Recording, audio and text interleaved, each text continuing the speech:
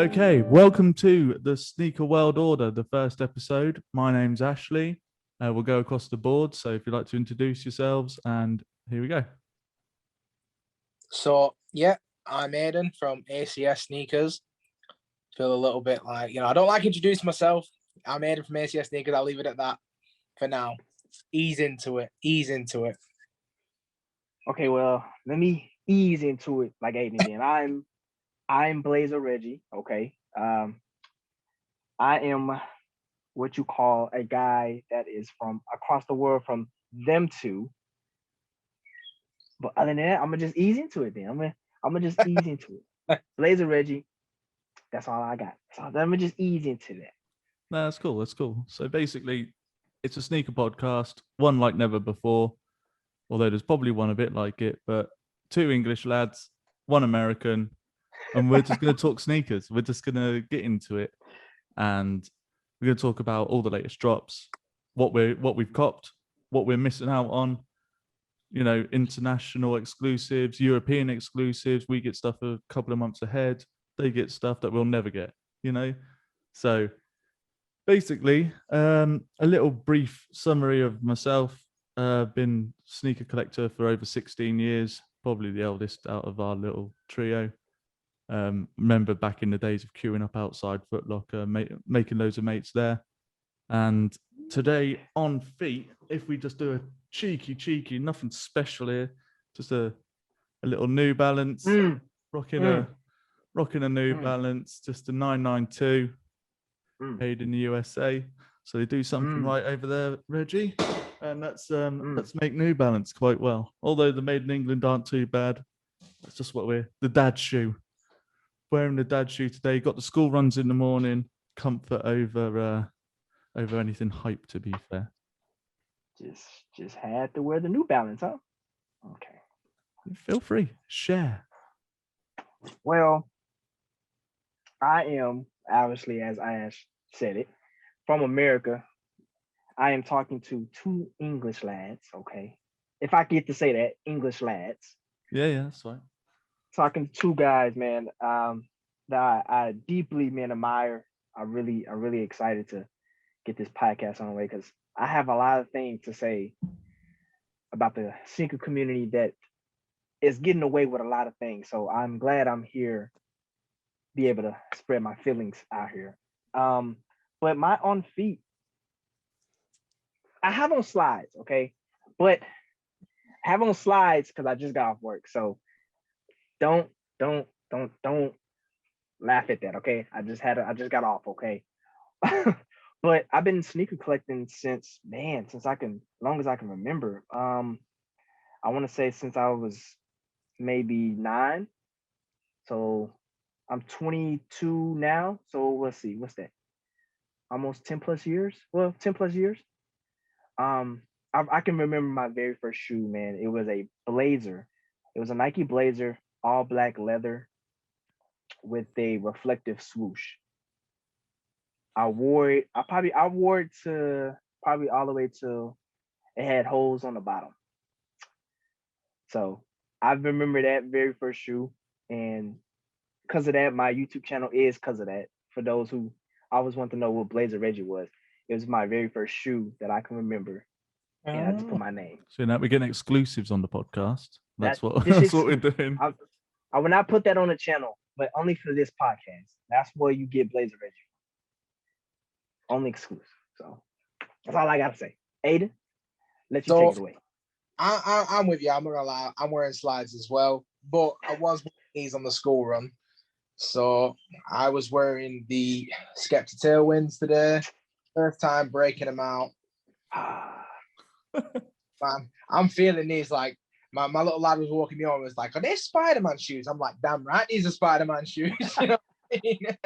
So yeah, brought these out today. Only had a very little work since I'm still working from home. But yeah, not a bad first pair to break out. It's been a while since I broke out anything. I'm trying to get through my pairs, man, in order that I'm buying them. But I'm forgetting the order that I'm buying them in because obviously I get a fair few throughout like the month.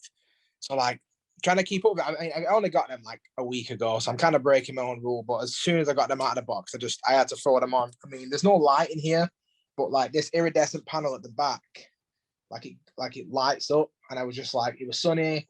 I wanted a little flex, nothing too major, but yeah, Air Max does it round here. So yeah, that's what I was wearing. But it's all about the sliders. You can't wear shoes in the house, as far as I'm concerned. You come in, you take shoes off, slide to town. That's it. No shoes in the house.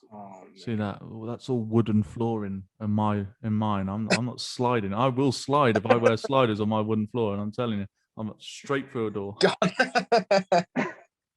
Yeah, no. What's your first shoe? I like that. I like that Reggie demonstrated his first shoe. Can you remember yours, Aiden? My very first shoe, like that I bought myself, or was it that somebody Yeah. bought? What you kind of got yourself, kind of thing. One that sticks in your head that's predominant, kind of for you. Well, the predominant shoe for me, like the one that like I genuinely fell in love with, was the Air Max 90 Infrared. My mum got it for me when I was little. I can't remember what age I was, but I just remember that up until that point, she'd only ever bought me Reebok Classics. So I used to get every year, I'd get a white pair, I'd get a black pair. The white pair was to be kept nice. The black pair was for football, because I couldn't afford to buy me football boots as well. So the black pair I could go in the field and play footy with, but the white pair was for like going to my nan's house or going into town or whatever. So up until that point, I'd only ever had Reebok. She claims I had Nikes. I'm not. Just look at the baby pictures. I had Reeboks.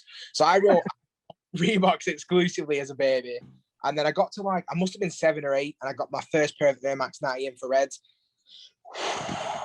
I mean, even to this day, I wish I would have kept them, even though I messed them up. I wore them until the sole fell off. Like, it literally fell off. There was holes in them. They definitely want to smell nice. They like the white, like an off-white on them. They was trashed, but genuinely, I still love it. I've got the most recent iteration of the Infrared, but I've always been like attracted to the 90 ever since. And then from like the age of like 7 up until like 15, 16, I was only really exclusively collecting 90s. That was, I mean, there was the most affordable as well, because Jordans round here, I didn't even know who Michael Jordan was till I was like 13. I knew Kobe was before I knew who Michael Jordan was. So yeah, I got onto the whole Jordan wave, the Kobe's and all that. I'm genuinely still new to it, to be honest. But yeah, Air Maxes, 90s, 95, 97, those are the ones that always stick out for me. See, that's scary, because obviously I'm old enough to remember Jordan playing. So when I was watching the Bulls and everything, and watching all the Olympics and everything like that, when the teams out there, I was like, oh yeah, I'm repping my Jordans. Now I think about it, I'm like, those Jordans that I was wearing then, when I'm like 10 years old, that my dad's just bought me, because my dad's a bit of a shoe fiend. He got me into it. I was like, little do I know now, they're probably worth over $1,000.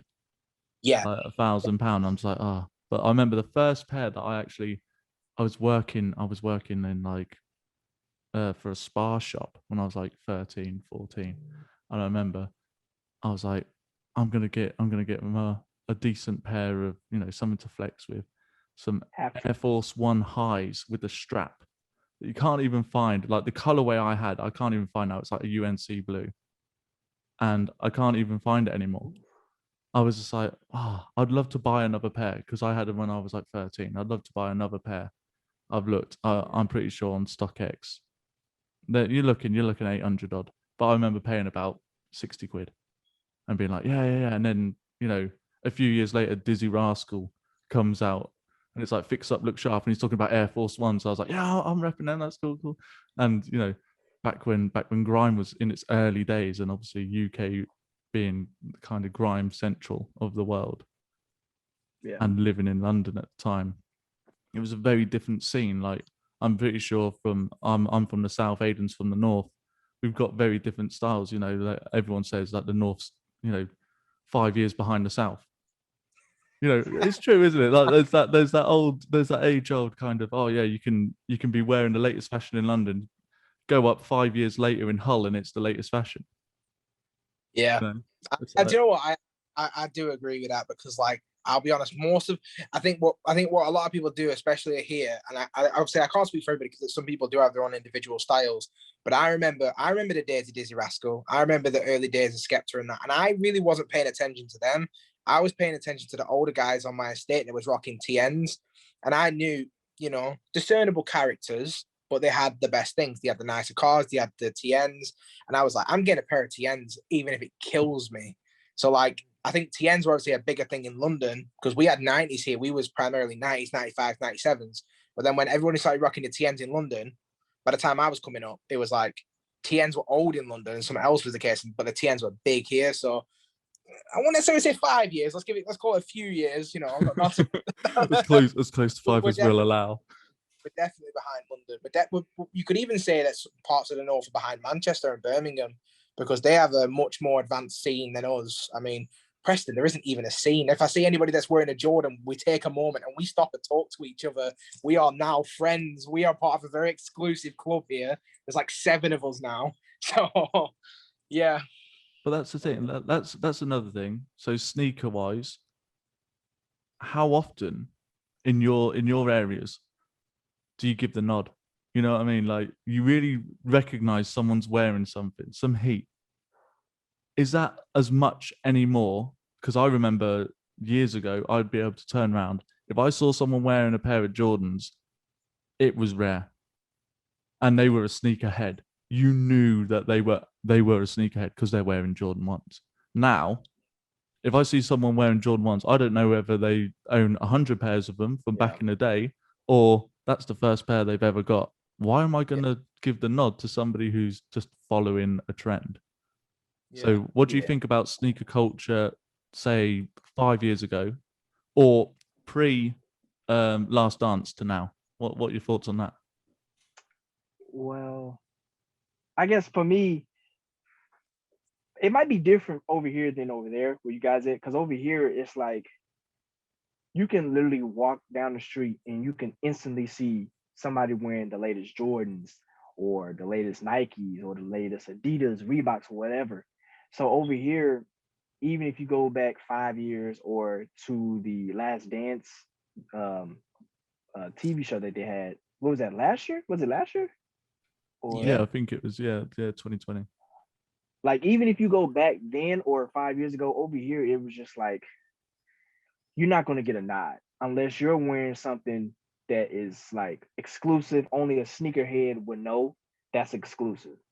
Because like over here, you got the older people like, okay, you going to spend $500 on a shoe? That's nonsense. Like that over here, that's crazy to the older people. Well, let me not say older people. Ash, let me not say older people. To older the people. Three and a half grand on a pair of off-whites. Well, let me say, I would say like the majority of, I want to say like people that's in their 40s and up. I put like that. Over here, you spending even something that's over $100 on a pair of shoes, that's nonsense to them. That's crazy. Like, why would you spend that much? But for us and like the young culture over here, it's like that's the wave, that's the trend, that's the new thing. Like over here, it's always about who has this or who celebrity that's wearing this. It's automatically I'm on a cop. Like Travis Scott had wore some dunks. I think it was last year. It was Castle, it was like some Castle dunks. I think that's the nickname of it. And that shoe was only going for $100. And then when he posted it and wore that shoe skyrocketed to I think 1,100. So it's like over here, it's always about who's the bigger person that's wearing this, or who's the most popular, who has this or who has that. Over here, you don't get no nod. Over here, it's just more so like, oh, he got those? Okay.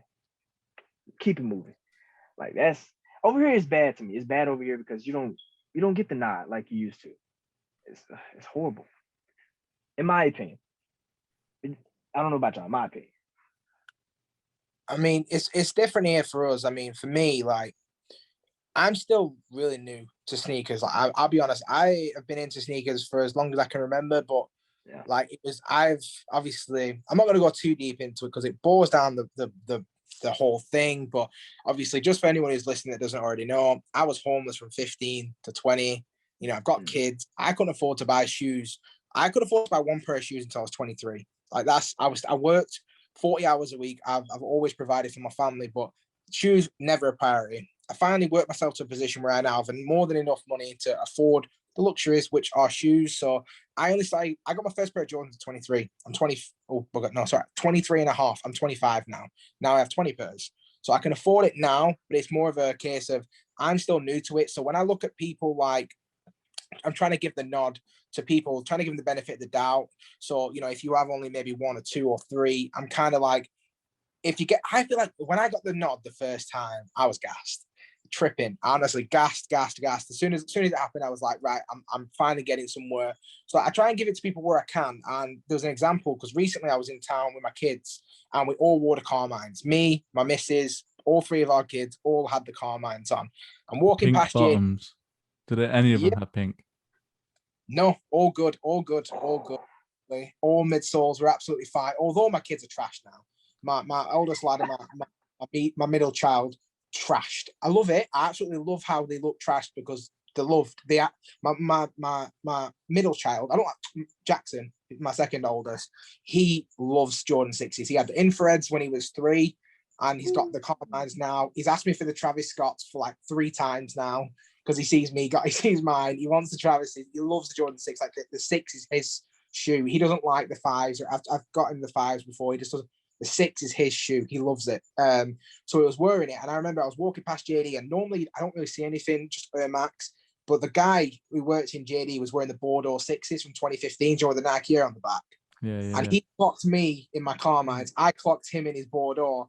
No, bugger, maroons. I keep calling them Bordeaux. The maroon 6s. Idiot. Oh, yeah. The maroon 6s from 2015. It's because the Bordeaux 6s are coming out. I can't stop thinking about them in September. So it's the maroon 6s. He was wearing the maroon 6s from 2015. He was checking my shoes out. I was checking them out. Not like that, but like his shoes. And for the next half an hour, we're chatting. You know, we both give each other the nod. He was impressed about the kids having them, you know. So here, you don't get the nod because people don't care enough. But if I see it, I'll give it you, unless you're wearing Jordan 1 mids, because we all know why you're wearing Jordan 1 mids. But I don't mind the mid, but wear it because you like it, not because TikTok told you to. But yeah, I'm not going to get into all of that. So yeah, You know, I've seen it happen in about a year's time, 2 years time, mid £500 each. They're gonna fly. StockX is just gonna be like, you know what? It's got Jordan on it, and I'll tell you now, when it happens, come on, Jordan's, 15 years, 16 years, 20 years, who cares? As soon as he goes, every mid that you're looking at now going, oh, you'll all be trying to claw for him. People will be trying to claw even for a mid. I specifically don't wear lows. I don't really wear lows. And I copped the spades like a couple of weeks ago. I like them. You liked them? I didn't. I copped them. I got them, and I was like, oh, I'm gonna like them because they're like a deck of cards. I got them in hand. I looked at them. I was like, I'm not keen. So I was like, I'll just see how they're doing. I'll see how they're doing on the market, kind of thing. And I was like, you know what? To me. You are? They're dope to me. The spades, the Jordan low. Yeah, I didn't like them. Like for me, like a low just in certain brands just doesn't suit my foot. Like I like a chunky shoe, and they're quite a slim shoe. Like I got them in my size, and they're true to size for a slim foot. But for me, they just, I rock a US 12, like a UK 11.5 kind of thing. On me, it looked like a boat. I'm just like, I'm walking around looking like flippers here. So I need something a bit chunkier. So I was kind of like, oh, I'm just gonna see how the market's doing on them. And I managed to, like, I'm not a major reseller. I don't get things just to. I genuinely did think, oh, I want these. They're going to be nice for me. But once in hand, I was just like, nah. I want someone to own them who is genuinely going to wear them and enjoy them. It's pointless it's sitting on my shelf. If it sits on my shelf, it's just gonna sit on my shelf. I had those like off-whites on that shelf. I had the Travis Scotts on that shelf, and I was just sitting there going, they look great. They're nice to kind of flex and put on feet occasionally, take a photo of, and be like, yeah, look what I've got. But at the same time, I want someone to wear them. Yeah. Everything in my collection at the minute, I wear. I rotate it. I wear it. Buy your shoes to wear. Reggie's going crazy up there. He's like, that's all I do. But that's right. Buy them to wear them. Give me a pair.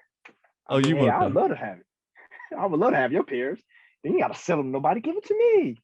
I probably can't fit your size, but it's gonna look good up here. It will look good up here somewhere. See, I actually went through like this whole transformation of selling the pairs I didn't wear. Like, I remember when I won the Jordan 1 mockers, and I never really win Jordan 1s. So I was like, I am keeping these. And I kept them pristine. And then I literally wore them, and I have a fat foot. Like, I swear down, I have like the fattest foot in the world. So whenever it goes, even if it went half size up, it would either look too long or it doesn't fit, or it fits too narrow. The Jordan 1 hates me. I just can't get it to work. If I go half a size up, they balloon. If I go the true to size, they're too tight. Half size down, don't even go on. So I had the mockers. I wore them to the shop. I felt like I was dying. So I sold them. I sold every other pair of Jordan 1s I had, and I only had like 5 or 6, but I sold them all. And then I actually bought my grail. So I got the black cement 3s. I got like the red 6s. So I'm literally buying Jordans that I will wear. So the only Jordans in my collection now, I've got 3. So I've got, what I forgot.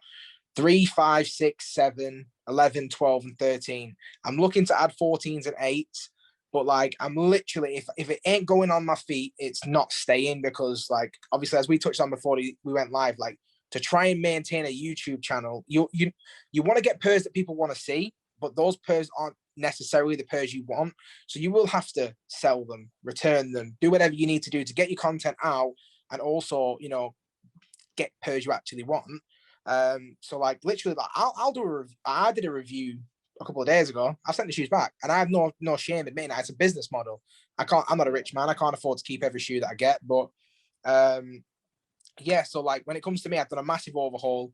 I'm wearing all of my shoes. I leave them all in the crates. I clean them. I'm a clean freak for my shoes. So soon, like these Skeptors, when we're done here, I'm going to be cleaning these before they go back in the crate. So, but yeah, like I feel like most people don't actually want to wear the shoes they're buying anymore, or if they do wear them, they'll take a picture on Instagram, they'll claim to keep them, and they send them back. But like, just you're real, or they'll sell them. And everybody's so against resellers that like to resell a shoe is the worst thing in the world. It's not, because since the dawn of time, people have been trading shoes to get the shoes they want. Like, you know, I remember it's like trading anything. You could trade. I used to trade cards as a kid. It wasn't like, oh, you're a reseller of Yu-Gi-Oh cards. Like, if you have something that I want and I can give you 2 of the things that I have that you want, am I a reseller or am I now a trader? Do you know what I mean? So it's like, it's a bit mad. It's all a bit mad. Right. So this is going to be let's get into the meat and potatoes of the podcast. We're each going to come up with a couple of things to talk about. Aiden's been very vocal on certain subject matters, and that is a good segue into the kind of reselling thing. So if we go around, Aiden, you do one, Reggie, you do one, I'll do one. Not fully, you know, there's no pressure, there's no wrong things to bring up, obviously. I may be able to share my screen to show you kind of what I'm looking at, and bring up, if you've got something, I might be able to bring something up as well to kind of highlight it. So yeah, if you want to go into a little thing to talk about, and we'll call this sneaker news. Yeah, sneaker. So I'm not sure if everybody in the world is aware, but obviously recently there was this whole outrage with Offspring. Do you know what Offspring is, Reg? Yeah, I seen you. You actually posted it, and I watched your video about it. I was like, dang. And then I actually seen people on my feed of showing of what Offspring did with the shoe boxes and stuff. Yeah. So yeah, I don't know too much, but I know something about Offspring. So effectively, to make a long story short, Offspring are trying to outlaw resellers. They're trying to do everything they can to stop resellers. And while the thought's there, I admire it. It's never practical, and it's never going to happen, because even if you have the best intention to keep the shoe and you decide when you get it on foot, this looks absolutely ridiculous, but it's going for £100 over retail, nobody's going to send it back. I don't care who you are. If you can make £100 and be like, you know what, I always wanted this shoe, but I could never afford it. But guess what? Now I can. That's just never going to happen. So everyone's a reseller, and I don't care what anybody says. So they're trying to stop reselling, which is, I completely get it. They want collectors who actually want to wear the shoes, and I'm all for it. I'm a collector myself, but have I resold things? Yes. So they probably don't want me shopping there. That's fine. But basically, to outlaw this whole reselling situation, they decided to do a restock of the ambush dunks. And when they did that, they didn't tell anybody what the plan was. But when customers went there, they was given an ultimatum. You can have the shoes for retail, but you can't have the box. Now, I completely disagree with that because the box, for me, is part of the product. It's part of the experience. But unboxing, especially for like you and me, Reg, we're YouTube. We're trying to be YouTubers. If we don't have a box, people are going to say we're reviewing fakes. People are going to say that, oh, you're not willing to share the box label. We don't even have a box to show them at that point. And obviously, a box is as collectible as the shoes. The box sometimes is nicer than the shoes in certain cases, like the Raging Bull box. Beautiful. I know it's just a cardboard box, but it looks like it's not a cardboard box. My Travis Scott 6s, the box is beautiful. It's weighted. It feels nice. The Bape Adidas, once again, another beautiful box. But they decided that they was going to not only take the boxes away and discreetly dispose of them respectfully, they was going to jump on them in front of all the customers who have just handed over the money. Now, as soon as I saw that, I got like this lump in my throat of just like, if I hand you 200 quid and you're going to disrespect me in person, I'm not the man to do that in front of. Don't get me wrong, I'm not going to be aggressive, but I'll be like, what are you doing? Give me my money back. Because they would, and apparently, because they've now issued an apology, which I'm going to say to anyone who's listening, that was definitely the best thing for you to do. You've apologized, you've owned up to the situation, which nobody can argue with. And I think that's definitely, it's won them back a lot of people. I'm not going to be ever doing business with them in any capacity. But yeah, I think it definitely is a way. Some people are saying it's just to save face, which it might be. But either which way, they've apologized. They've not offered any retribution, any reimbursement to the customers who were affected, which I think they should do. I think they should offer, partial refunds. And as part of their apology, just as something that stood out to me, they said they did it to stop returns. Why would you want to stop returns? And you can't, I don't understand that. Like, if you tell the person there and then, if you buy the shoe now, you're buying it on the understanding you can't take this back. So we're going to do a big line across your receipt, or we're not even going to give you a receipt for that matter. But even if, like, we'll run a big black cross across it or a big red cross across it. So if you ever come back in and try and return these shoes, you cannot. Do you understand this? And then sign something to say that you've understood it. But it's a collab. No one's going to return anyway. So that felt like it was a lie to me anyway. So the whole situation exploded. I did my video. I was definitely passionate in the video because I definitely believe that people were being taken advantage of. You can't look at people like they're all resellers. You can't just assume, because you might not be. And you don't have to prove yourself to anybody, as far as I'm concerned. As far as I'm concerned, if you go there to buy a shoe, you're going there to buy a shoe. You don't need to be getting the 3rd degree. You don't need to prove who you are. This is not the police. You go in there with your hard-earned money that you've worked for, or even if you haven't worked for it, if somebody's buying it for you, and I'm getting in my feelings again. Can you imagine that's a birthday present? Could you imagine that? Present, or Father's Day is coming up on Sunday in England. Yeah. Father's Day present. Here's your Father's Day gift. You know what I mean? Like, there were so many things that it bothered me about, because I feel like as people, we're so scared of resellers. We're so scared of paying that resale price, and I don't want to pay StockX any more money, that we're letting retailers run rogue. We're letting Nike run rogue. We're like, it's got a really big mark on it, but I better accept it, otherwise I'll have to pay a resale. Well, if you can't get it for retail, or if you get it for retail and it's not the quality you wanted it to be, send it back. Let it go. Because we're creating an ethos, and we're creating a community of people terrified of the thought of parting with the money. If you can't afford it, let it go. It's not that deep. Just let it go. And if somebody's taking advantage of you, walk away, because not every deal is a good deal. Not every deal is meant for everybody. And I just felt like those who went in there with a pre-expectation of getting the shoe that they might have been really excited for, had to watch some geezer jumping all over it, which is disrespectful to customers. There was kids, you could hear people in the background. So there might have been a mum and kids, or maybe a dad, or just a random pedestrian in there. It was like, I need a new running shoe. I need a new gym shoe. And you see some geezer jumping all over it. I'd be walking right out like, this is an insane asylum. What's going on in here? They're jumping on boxes, they're shouting, they're screaming, there's no order. There's people walking behind the tills that don't even look like they work there. It was a shambles. They've apologized, so I'm going to kind of go mute on it. I don't want to speak about it anymore. I won't speak of Offspring anymore because it's pointless. But I genuinely believe that if I didn't speak on it, it would have bothered me to the point where, what if JD want to do that now? What if Foot Locker decide they want to do that now? Or what if Nike, they got away with it? Nike's a business, right? And as a business, you want to save as much money as you possibly can. The bottom line is the most important thing. So if you think boxes are not part of the production and they're not part of the overall experience, why did Nike design them? Why did he pay designers for the boxes? Why do they put so much effort into creating the best boxes possible to build hype for the shoes? So if it's just a box and you don't wear the box, so what? I don't eat the wrapper that my food came in. I still would like it. I don't watch the DVD cover, but I still like it. Would you pay the extra for the Chunky Donkey ice cream box? Of course you would. Yeah, because you 100%. want that. Oh, Yeah. 100%. I didn't even think of that one. The Chunky Donkey box. Can you imagine? Like that's Someone jumping on it. Someone jumping on it. I'll just look at them. I'll Oh just be my like, goodness. There would have been a riot if that was the Chunky Donkeys. I mean, literally, like Harrison Neville, we were talking about him. He has it in his display case. That is as much an artwork as a painting is. Guarantee that for sure.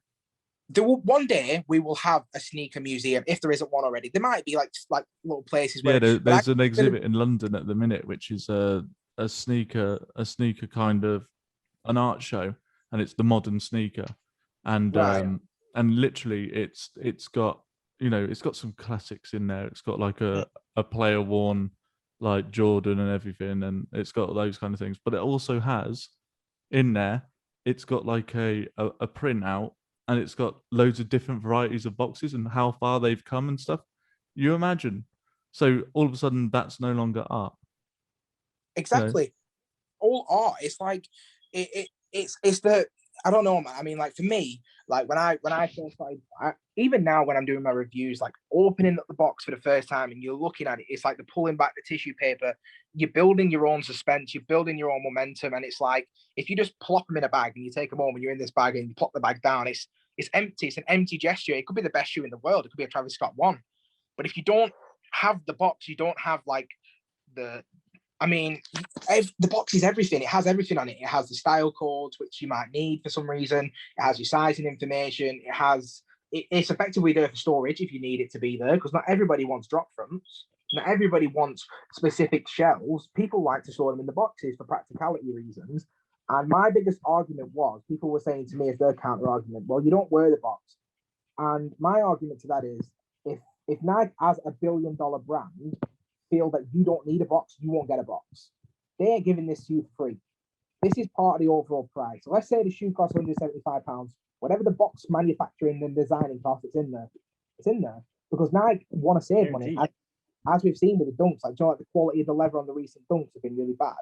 Do you think if people weren't feeling dunks as much and the hype wasn't as much, do you think they'd be that cheap and they'd be mass producing them as quickly? No, they wouldn't.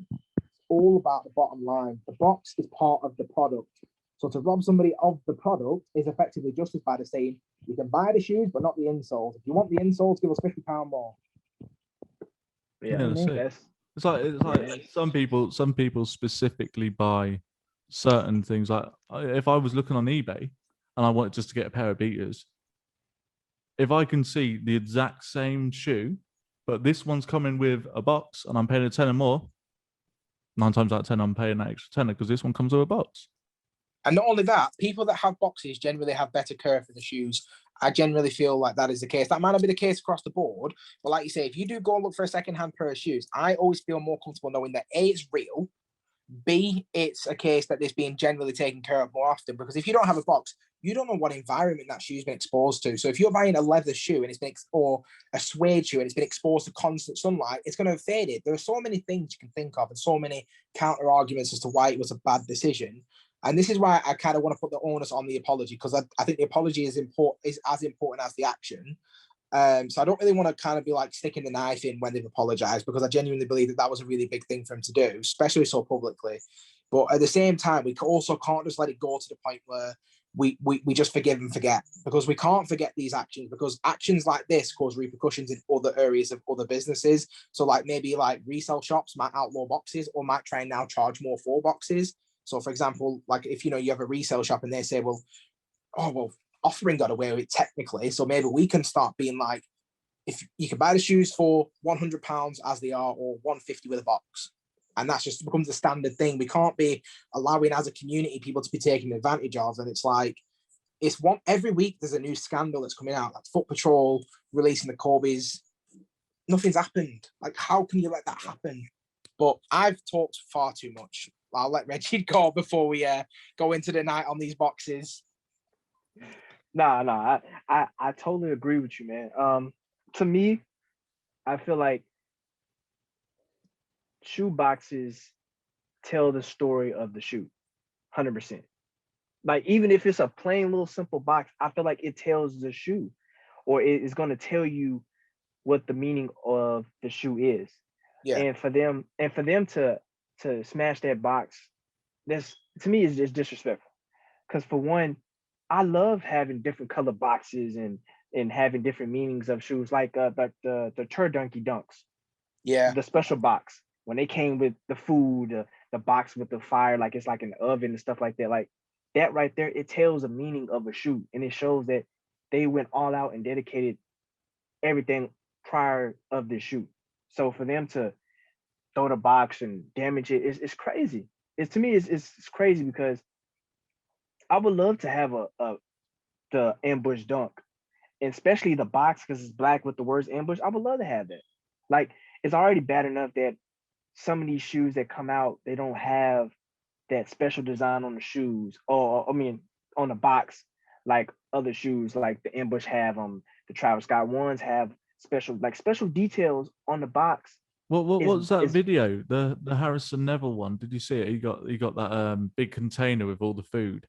And there was a Yeah. basketball player who's got like a Fruit Loops one. He's got like this. He's got like special edition oh boxes. the food one. Yeah. Yeah, and some of those had special boxes, and that's what makes it special about the sneaker community is it's the small details. Like we already know shoes is going to be the big thing about it, but it's the small details like the box, the paper, the shoestrings, the soles. Like to me, that is important. That's what makes us want to go after a shoe. It's the small details. Like we already Show know me this. an insole. Show me an insole with a design on it. Even if Mhm. that's gonna wear off, show me that Ooh, insole. That insole suddenly, I want to buy that shoe. The shoe could be a yeah. plain white shoe, but inside it's Oh got, yeah. I don't know, it's got a Picasso inside it, that they've Oh printed yeah. on there. I'm looking at it and I'm like, Hmm. I'm gonna wear that out probably, but I'm going to buy it because this insole looks amazing. Oh yeah. It's Like it's all part of it though, isn't it? Everything is part of it when you actually break it down. Like you kind of like you might not necessarily be feeling a shoe, but then when you actually get it, the finer details like can be literally anything. Like for instance, like those sting water or strange water dunks, whatever they was called, sting water. Sting water. Yeah. Yeah. At face value, if you're just an average person, let's take away the Sting water branding because that looks cool. I do like that. But let's just say you just had the mini swoosh, that mushroom design. People aren't probably going to be feeling that as much. But when you see the translucent tongue, the insole branding, then you see the box and stuff like that. Like it's like you say, it's the little things that accumulatively add to a perspective of the shoe. So like the Travis is like, a Travis box. Everybody knows a Travis box. Everybody knows an off-white box. Them little punch holes. Like you identify the box with the shoe. Like that's part and parcel. It's not like it's like you go outside and you see a Rolls Royce, you see the Rolls Royce thing. It's part and parcel. You know what I mean? Yeah. Like they're mutually exclusive. You see Kanye West, you see Kim, you see Jay-Z, you see Beyonce. Part and parcel. I know it's a bit of a out there reference, but like you in order to have one, you need to have the other. And I feel like in order to take that away from somebody, it was a very forceful way of doing it. It wasn't respectful. It wasn't understanding to the people, and ultimately you was holding them at ransom. And people were saying, just walk away, but it's hard to walk away from something you truly, really want. Do you know what I mean? Especially at retail, and especially with this whole mindset of reselling is bad and retailers are good. Even an email, we confirmation, just letting you know these will not come boxed.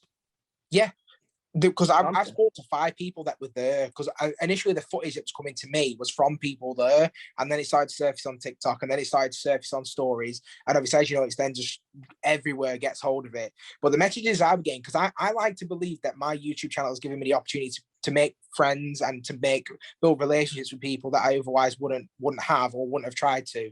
So they weren't messaging me from like a, did you see this has happened? You need to talk about it. It was like, dude, have you seen this? Like, how bad is this? Disappointment. Yeah. Like, it was just all the messages were just from a complete, like, unbelievable insanity thing. Like, there was like, what they're gonna do next? And I was genuinely like, I didn't even want to do a video. I don't like to be controversial. I like to be a welcoming environment. Everybody's welcome. We're gonna sit down for 10 minutes. We're gonna have a good time. We're gonna talk about a shoe. I'll stick a few funny clips in, and we'll have a good time. Sit back, relax.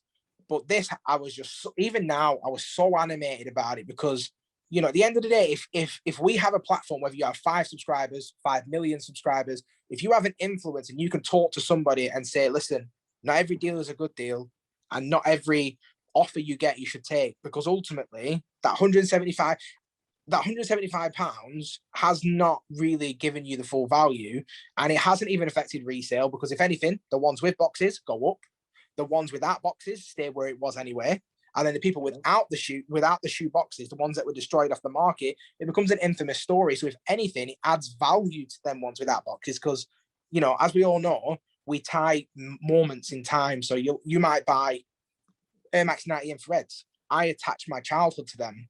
So if they came out as £200 shoe instead of 120 or 150, I'll still pay it. So if people are like, that was an insane moment in the UK scene, in the community scene in the UK, I really need to have that shoe from that moment, because that's when things changed, or that's when things got on a better track, or that was the craziest thing to happen in years. People might spend more money. So if anything, you put more money into resellers' hands, because everybody that messaged me on the day, guess what? They was all resellers. Yeah. There was all resellers. And not only were they resellers, there were resellers that go in there every single week. And these guys are great guys. I'm not going to name drop anybody, but there's a reason they're messaging me. Oh, Aiden, the shoes just come out. Do you want it for a review? Do you want us to send it to you? Give us a shout out. And I've never accepted a deal, because I don't want to promote reselling because of the reaction it would get, as first and foremost. But secondly, I want everybody to hit for retail. If you really want a shoe and I can help or whatever, I'll help. But I want to promote people getting their own shoes. But at the same time, like, if I wanted to, I could easily get pairs and for discounted rates, because I buy so many shoes, and Reggie will probably get a lot of shoes as well. And like, we need so much content for our channels that I could easily say to this reseller, right, you, instead of paying market price, give me 50 quid off and I'll buy 20 shoes off you a month. Do you know what I mean? Like, it'd be so easy for me to do that, but I never do. But like, everyone that was there that messaged me, and they had the footage on their phones, it wasn't saved from somewhere else, they was all resellers. So what does that tell you? Yeah. And if you really didn't want it to be a reseller's drop, why did you do it at Friday at 12 o'clock when the average consumer is at work, at school, or uni? You exclusively resellers by doing it when everybody else is at work. I don't know. Calm, Aiden, calm. As you can see, I get a little bit passionate about these things, but yeah. Woo! Next topic. Let's go to the next topic. Yeah. Jesus. Anyway, Offspring, thank you very much for apologizing. This is the last time I'm talking about it as well. I'm not going to talk about it again after this. Well, I think I'm talking about it tomorrow in a different live, but that's separate. But like, other than this and that, I'm done with it. So Reggie, what you got for us? What's your news? Oh man. I have something. I just don't want Aiden to get hyped up again. But I do. No, because like I do want to talk about it. It's probably not big, but I would like to talk about it because for me, it's some shoes out there that I feel like it's shoes out here that makes sneaker world kind of what it is in a way. So I don't know if y'all have recently read it, but Nike have got approved on the trademarks for the Jordan 1s and what was the other ones? I think Jordans and Nike, some of the Nike silhouettes. Air Force Ones. Yeah. So yeah. I kind of want to get into that because it's like bootlegging in sneaker world is, to me, is big. It kind of gives that stable level of sneaker world. Like, have y'all seen the Fugazi Jordan 1s? Yeah. Like that. That to me, I really like that shoe. I really adore that shoe, and it's some customized Air Force Ones. Well, we all know customized Air Force Ones is the go-to shoe for a customized shoe, and I feel like, to me, I feel like that's kind of, I feel like Nike's kind of being a little bit selfish, because I feel like it's certain shoes out here that look so much better as a bootleg. In my opinion, like Bapes back in the day when Bapes had, their little thing with the, what was it, on the Air Force Ones? Yeah, I believe so. With the star across it instead of the swoosh. Yeah.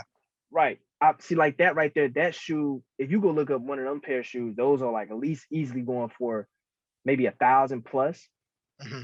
And to me, I just feel like it's kind of being a little selfish as Nike has it, because you already have the top brand in the world.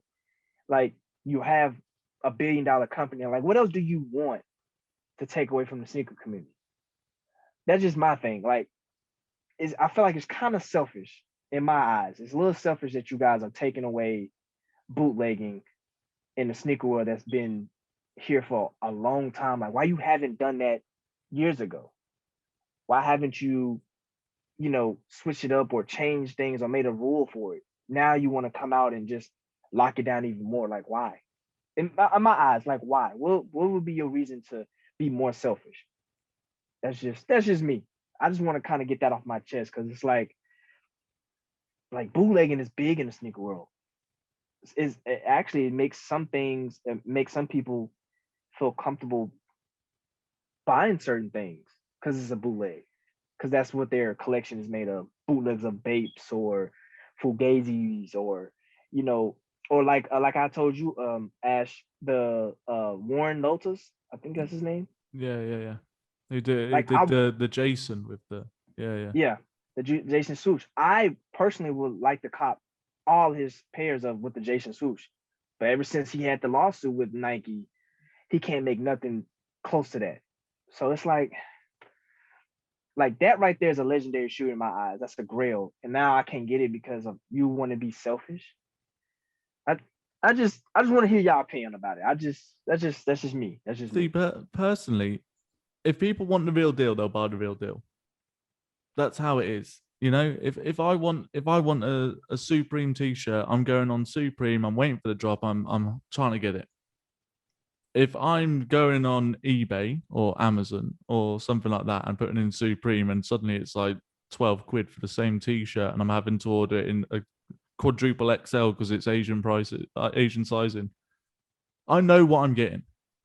I know I'm Yeah. buying a fake. So for Nike to turn around and be like, we're not allowing anyone to copy any of our stuff whatsoever in any shape or form. You can be like that, but there are UAs everywhere. There are UAs, and there's, from, that's why you have legit checks. Like, would I like to see like no legit checks anymore and everything like that? It's never going to go away. That's it. They're in the system. They're always going to be in the system. They opened up I think it was in Shanghai or something. There was a fake Supreme shop opened up. Supreme New York knew nothing about it. They opened up a whole shop. There were people queuing for like 2 days beforehand to get hold of fake stuff. And it's like, so you're going to try and stop bootleggers. Let's be honest. You're going to try and stop a bootlegger. Try and stop a customizer. You're not going to get it. Someone wants a bit of a vintage look. Someone wants a design on the side of an Air Force One. You're still selling an Air Force One. My point exactly. Someone looks and they go, oh, well, is that a fake? And they go, oh, no, this is a bootleg. This is made by a different company. Da, da, da. You turn around and you go, yeah, but I like the original. There's no such thing as bad publicity for them. Like 5-10 years ago, I remember there was a Coca-Cola ad. It was the worst one ever. It was all over the news. It was literally someone sat there, opened up a Coke, and went, tastes good. It's that Coke taste or something like that. And everyone was like, multi-billion-dollar company. What are you doing? You're talking about it. Suddenly, I want a Coke. That's exactly what they're getting right now. So by bringing it up, I think all they're doing, I think they understand. They know, like, we ain't going to be able to lock this down. But if we make a big thing of it, we're selling more shoes. That's what they're doing.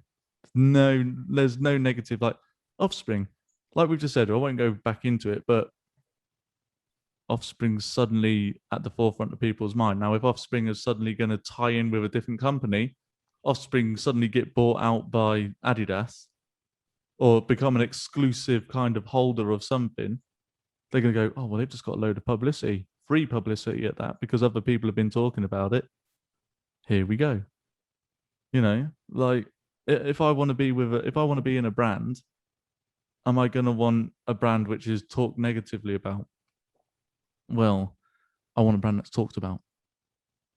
If this podcast, if 20 people listen to it and they say it's the worst sneaker podcast ever, don't listen to it. Guess what? We're going to get listeners. People want to listen to it and be like, why is that the worst sneaker podcast ever? No such thing as like bad publicity, because people are going to go, I want to know why. Why is that the worst one? So people turn around. I don't own a single fake shoe. I don't. I've never bought a fake. Have I ever bought a customized shoe? Yes, I bought a customized shoe for like an ex who wanted one with, you know, like the V for Vendetta mask on it. But that's someone who was painting on a shoe. If there was a legit one that was specially made and it was a collab, yeah, I'd probably buy that one over someone painting on it. But you got to realize, Nike's got to realize that they're not going to like be able to make something that everyone wants. We can sit there and wish, you know. Yeah. We could turn around and go, oh, we would really like, you know, Santa Claus on one side, the Grinch on the other side, and, you know, make a really cool red and green shoe. It's never going to happen.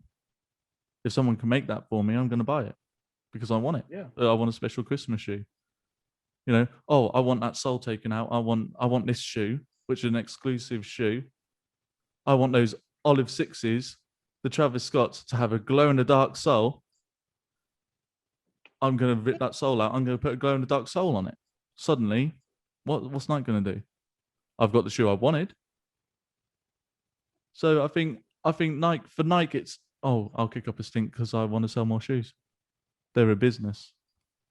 And that's how businesses work. Sadly, businesses are there to make money. Do they care about the consumer as much as they try to? You know, we're going to make something which is made of rubbish. Okay, so you're making something that's made of rubbish. And literally, you know, I'm sure Aiden's owned a pair of Creators. The sole falls apart. They are literally rubbish. They're not the best made thing, but because it's good for the environment, we're making something. We're going to show here. What's the price pan? What is the price on a piece of rubbish? They weren't cheap. Like, I can't remember exactly how much they were, but that was a sock. That was a sock with a crumbly bottom. And I'm paying X amount just because you've advertised it really well. And because you're doing limited. And let's be honest, the first one was limited. Like, I think I entered purely because I wanted one in hand just to see what it was like, put it on foot. It may be the most comfortable shoe I ever wear. It may be more comfortable than New Balance. What have they done? I'm glad I didn't cop. I'm glad I took an L on that one, because why am I spending that much money for an advertising ploy? Yeah. So that's my little thing on it anyway. So I'm kind of looking at it from a very similar but different perspective as well, because I feel like with sneakers, people take it. I don't want to say take it too seriously, because I feel like I'm undercutting people. But I genuinely believe that some people take it too far, because at the end of the day, since the dawn of time, people have copied each other. It's as simple as that. Fashion changes like the weather, and people use that as an opportunity to design and create something special. So Nike monopolizing the game and basically saying, no, we've made this, you can't have it. Well, what about you when you was coming up? Because when you started out as Blue Ribbon and you was copying the styles of Asics and Reebok and all the forefathers of running shoes, and you effectively were selling a shoe that was made in Japan that didn't have any American tech in it, you stole a design. You then doing what you're doing now. You shouldn't be able to put a trademark on a shoe that has not had a patent on it for over 20 years. There's a reason they're doing this, and I believe it has nothing to do with profits. I just think they're sick of the headlines. I think the Nas X thing didn't help. I think the customization of that shoe was really bad, and it was really bad publicity, and it forced Nike into a position they didn't want to be in. They did not like the thought of being dragged into court because somebody's blood had hepatitis or something, and that could have happened. You know, we didn't even know whose blood was in whose shoes, and nobody was even talking about who was tested beforehand. So that could have been, if somebody had AIDS, this story would never go away. But fortunately enough, that was the case. But like, if somebody did have a disease and it was passed on to somebody else, and that would have exploded. But I also think the Warren Lotus situation, he was drumming and making a lot of noise. And I agree. I think his shoe was, I really liked his shoe. And he said he made it using Italian leathers. I never had one, but if he did, props to him. But at the same time, we also need to remember that, like, when I was growing up, my family members had like fake Gucci handbags, and nobody was like, "That's a fake." It was like, afford the real thing. This is the best bet, right? And like, when it comes to shoes, like, nobody bats an eyelid at fake handbags. Like, you know, there are people out there that will wear it, and that's fine, and that's absolutely fine. It's your money. Buy what you like. Buy what you can afford first and foremost. And if you can't afford the real thing and you can get the next best option, then that's up to you. I've never owned a fake. I get offered a fake shoe every single day. Every single day. I get emails from the same people.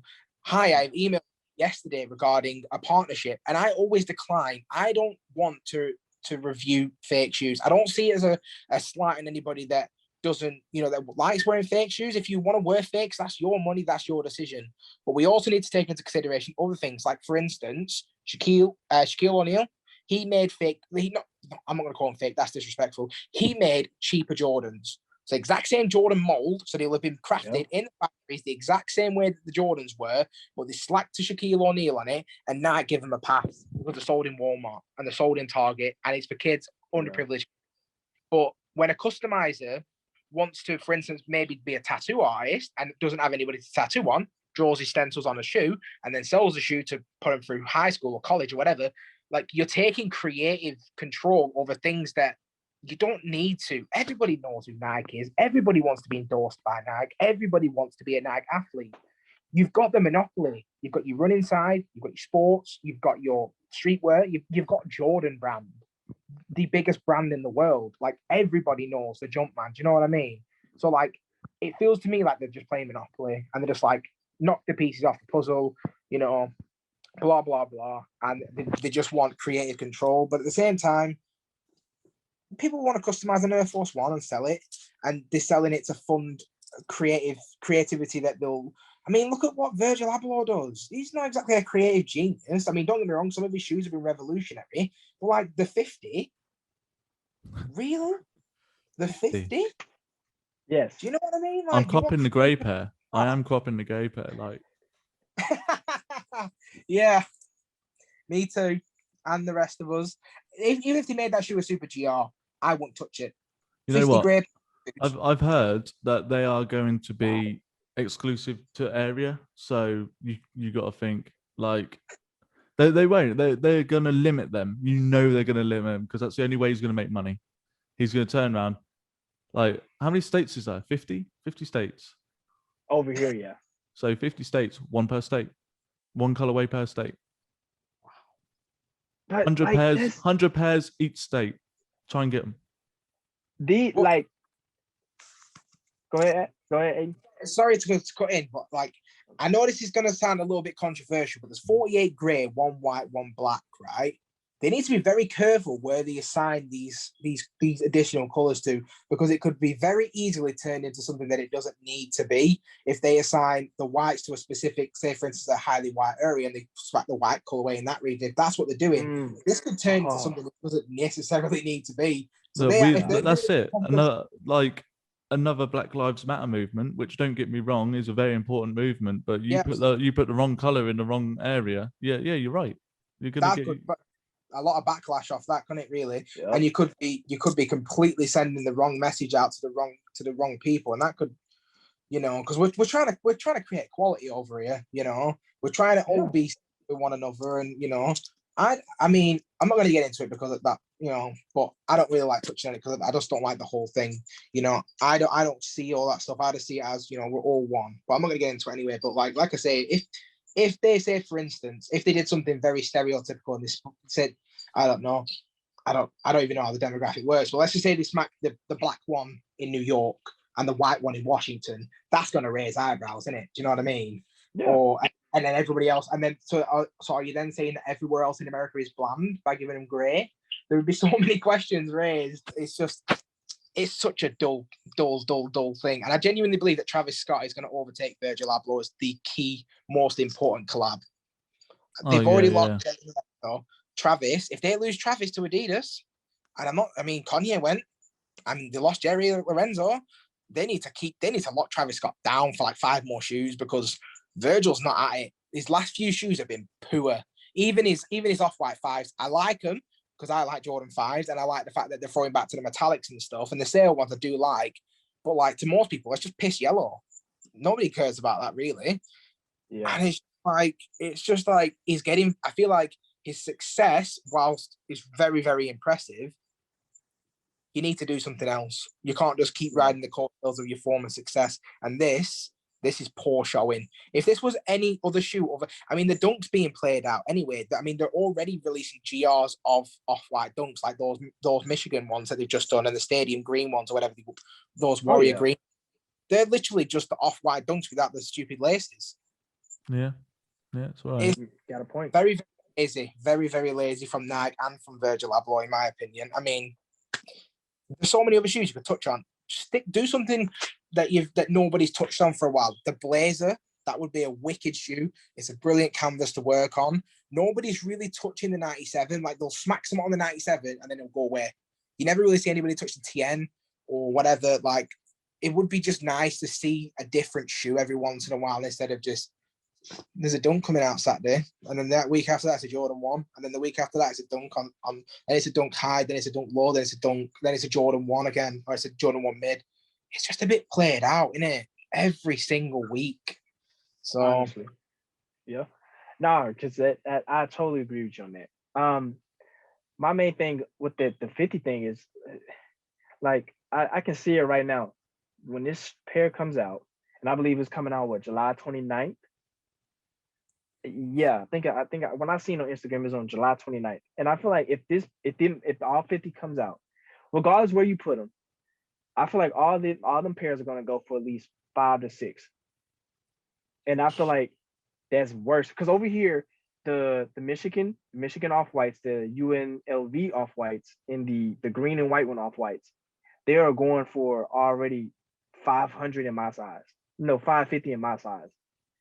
So I'm assuming off-white Virgil, he's gonna sell them at 500 plus. And I feel like that's stupid because you're basically everybody's gonna get one pair of the same color, just different laces. I don't see the difference in that. And like you said, Aiden, switch it up. Like there's nothing wrong with switching up. Touch the Blazers. Like last time he did touch a Blazer, off-white Blazer, but that was when the 10 came out? Yeah, a long time. Long time ago. We could do again some like there's so many other silhouettes you could touch on, but one thing that kind of begs the question for me is like, so say for example, let's just say I lived in America and Ash lived in America and I managed to get a yellow and Ash gets a blue and you get a green.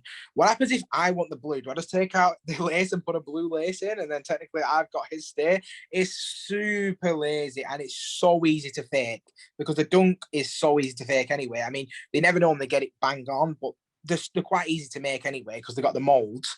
But it's going to be I reckon they are going to be the most heavily mass-produced fake we've ever seen. Oh yeah, especially if they do a limited quality. If they turn around and go, right, there is going to be 100 of each 50, 5,000 shoes. That's all we're going to do. I guarantee you, I'm going to see Joe Bloggs walking down the street wearing 3 different colorways in 1 week. You know that's happening. He's going to turn around and I'm going to be like, oh, you got the blues. How did you get them? How? Oh, yeah, I got them. Next day, you got the greens. How'd you get the greens? I got the yellows. Oh, you got the yellows. Oh my God, you got every single one. Brilliant. It's stupid. Me personally, I feel like Dunks are, like you said, Aiden and Ash, Dunks are getting played out. Yeah. Like, don't get me wrong. It's still some Dunks out there that came out this year and a little bit last year. I would love a cop. Of course, I'm still on the hunt to get the ones I want, but it's like, I feel like Nike has gotten lazy. You basically, like you said, you took the off-whites and you just basically made them normal. like what is next? Right? I don't understand what's next that you have. Like, why y'all don't just touch up some old shoes? Go back in time and just hit up some old pair of shoes. It's I feel like now in this day and age, everything is vintage. Everything is vintage. So why not go back and touch up on little things that's vintage? What's wrong with that? What's wrong with touching up on little old things and making a resale? Like the Griffies, they reopen up and now look at them, they're big again. So I mean, your proof is in the evidence on your sales. The Griffies are selling crazy. What else do you need to understand that vintage is the wave right now in the trending fashion world, in sneaker world? Vintage is the wave right now, hands down. In my opinion, vintage is the wave. Yeah, but what are your thoughts? This is a little point here. What are your thoughts on when they come out, and you know when they've got the vintage sole, like they're kind of yellowed? Mm. What are your thoughts on yellowing already? Like, because I've got some shoes which are yellow because they're old. They're not, you know, I've not bought them brand new out of the box. Wait there, this looks like it's 15 years old and I've been walking on it, sun damaged and everything. What's your thoughts on actually buying a shoe which is pre-vintaged, which is already, what's next? Yeah. What's next? Oh, all of a sudden I've got a shoe which is partly crumbling. Like I don't want that. I want my shoes to look brand new. I know. Don't get me wrong. Some of the New Balances I've been looking at. I'm like, oh yeah, that's like Ame Leon Dor. They come with a yellowed kind of sole. It looks good. But again, it's meant to be a shoe which is nearly 30 years old. That style of it kind of thing. So I get that. And you expect that from the brand because that's the brand's look. But a brand like Nike bringing out, I can't even remember what it was, but it was like it came out and it was like yellow, and I was like, no, but it weren't a nice yellow, it weren't a vintage yellow, it was yellow. So what are your thoughts on vintage look already pre-vintaged? I feel like for those who's already pre-yellowing, okay, keep it now. I understand that. I guess it's right now. It's the wave. I give you that. Keep it now, but don't drag it to the point where you think that this is the new standard for shoes, where everything has to be vintage yellow, vintage yellow, vintage. Like, no, certain things deserve to be brand new out the box, all white, Krispy Kreme white. Don't make it to the point where like the dunks are. Now y'all just overdoing everything, and all you're doing is basically bringing out the same color but just different, a different shade of a blue or a different shade of a yellow or something like that, and you thinking it's gonna be an automatic hit. I mean, it is now, but my thing is just don't drag it to the point where it's dead. Like right now, it's good. Keep it a good wave. It's good for the summertime. A little nice vintage yellow, cool. But I expect this vintage yellow thing to be kind of die down before the end of this year, at least, and work on something new for next year. I feel like every year is a new year, so work on something new every year. Don't keep bringing the same old thing to the table and expect to be an all-time great. Oh, what, like those fusion reds? Was it Jordan 1 just brought out? Who wanted a pair of them? Who was excited for those fusion reds? Hey, come on, that thing's hot pink and yellow. That's a mid colorway on a high. That's a child's color. Yeah. That should have been a kids exclusive. If that was a kids, my missus didn't even like it, and she was like, no. I would have bought my kids that pair. I think it was nice for kids. I think it'd be a nice kids pair. Yeah. It should have, or even on a mid. I think on a mid it would have flown out. I know obviously know it's sold out because obviously it's high, but it's sitting at about retail. But I genuinely like the vintage thing. I don't mind. I think the shoe, depending on the shoe, whichever shoe it is. Like for instance, like I like how they vintage the off-white metallic 5s. I thought that was a nice touch because they're throwing it back to the metallics. But I do agree with Reg as well, where it's like you can't keep rinsing and repeating, rinse and repeat, rinse and repeat, rinse and repeat, because it's getting a bit played out to the point where like it's almost predictable. And I kind of want to throw it to, do you remember the Sylvester Jordan ones that came like pre-beat up? Yeah. I think that's the one I was going on about. Yeah. Was that the one? Yeah. Like they were brilliant because if you wanted a shoe that was vintage and looked like it's been worn out, that's an option. But like like you said, like it's nice to get a fresh shoe. It's nice to get a fresh crep out the box. Like it's ready to go. I just feel like Nike are on this constant wave of the like, if it ain't broke, don't fix it. And we're gonna ride this wave till the wheels fall off. I mean, if you look at this as an example, look at the fragments. You know, the fragments came out. If they came out a year ago, that's a £300 shoe, and now it's £150 shoe. And I don't mind it. I didn't buy it. I mean, I'm on the lookout for a pair. I do want to see it before I buy it because I believe the leather's trash. But if they've spent a little bit more time on the leather quality, that shoe could be a £300 shoe. And fragment, you know, does have the name to carry that kind of value. But people are getting sick of dunks, man. Not everybody in the world wants to wear a dunk.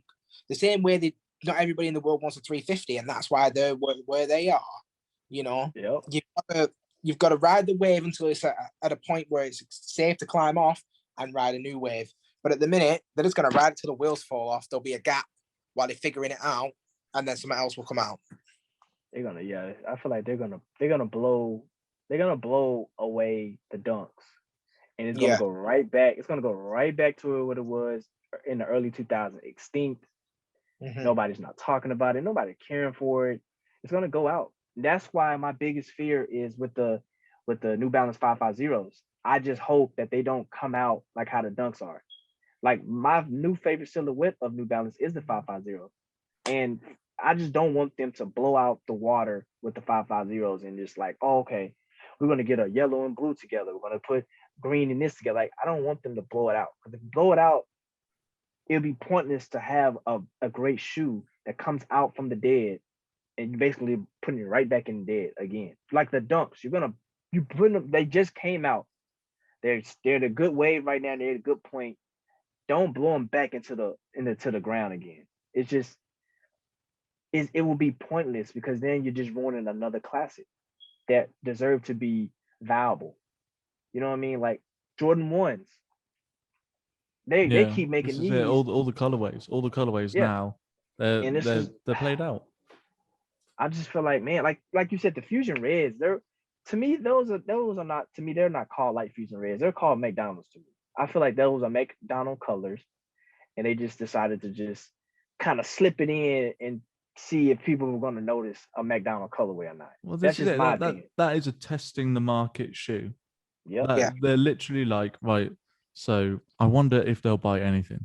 Let's see. That was a Joker shoe. That was someone in there. No one can tell me that some designer sat there and put their whole heart into that and went, this is mine. I'm going to now produce this and let's see it sell out. Of course it's going to sell out.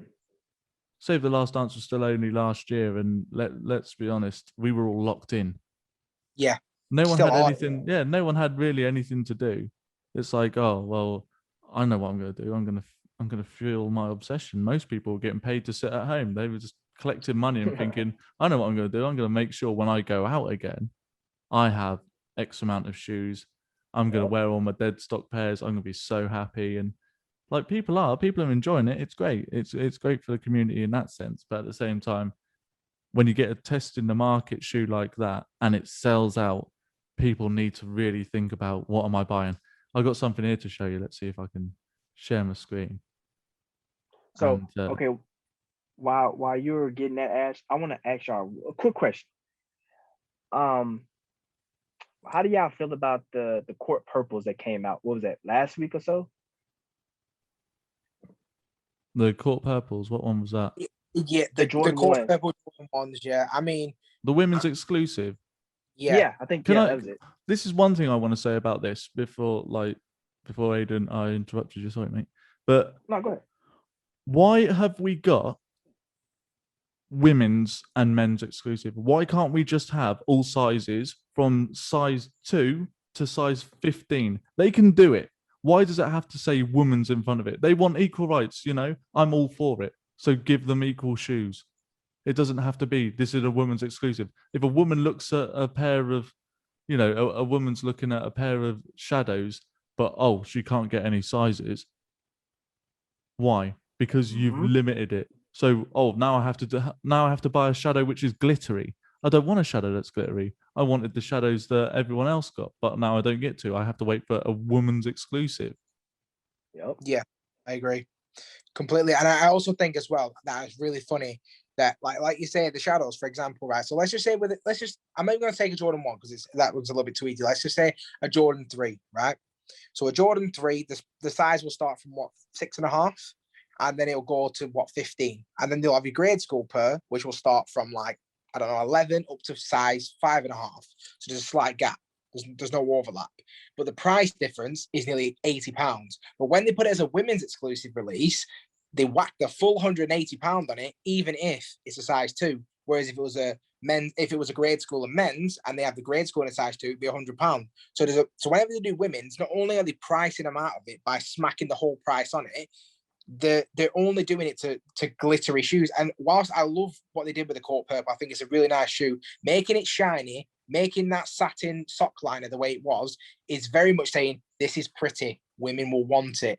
Oh, this shadow comes out. It's really nice. It's black. It's great. It's whatever. Men will want it. It's very much saying like stick to your shiny stuff. I kind of like treat like children. Girls like shiny stuff. Boys like this. But it's mad. I mean, if they would have taken the shiny element away from that court purple, it would have banged. Potentially Jordan one of the top 5 Jordan ones this year, because the colorway is classic. It's a classic. They just ruined it. Yeah, that's my opinion. Because like when I first seen them, I was like, okay, like I just feel like you just kind of messed up a classic colorway of a shoe. Yeah. Because that's a metallic. That's a metallic purple, isn't it? The court purple was a metallic, like from the metallic blues that we got, and the metallic greens and the metallic reds. It was basically metallic. Pull it in the full size range.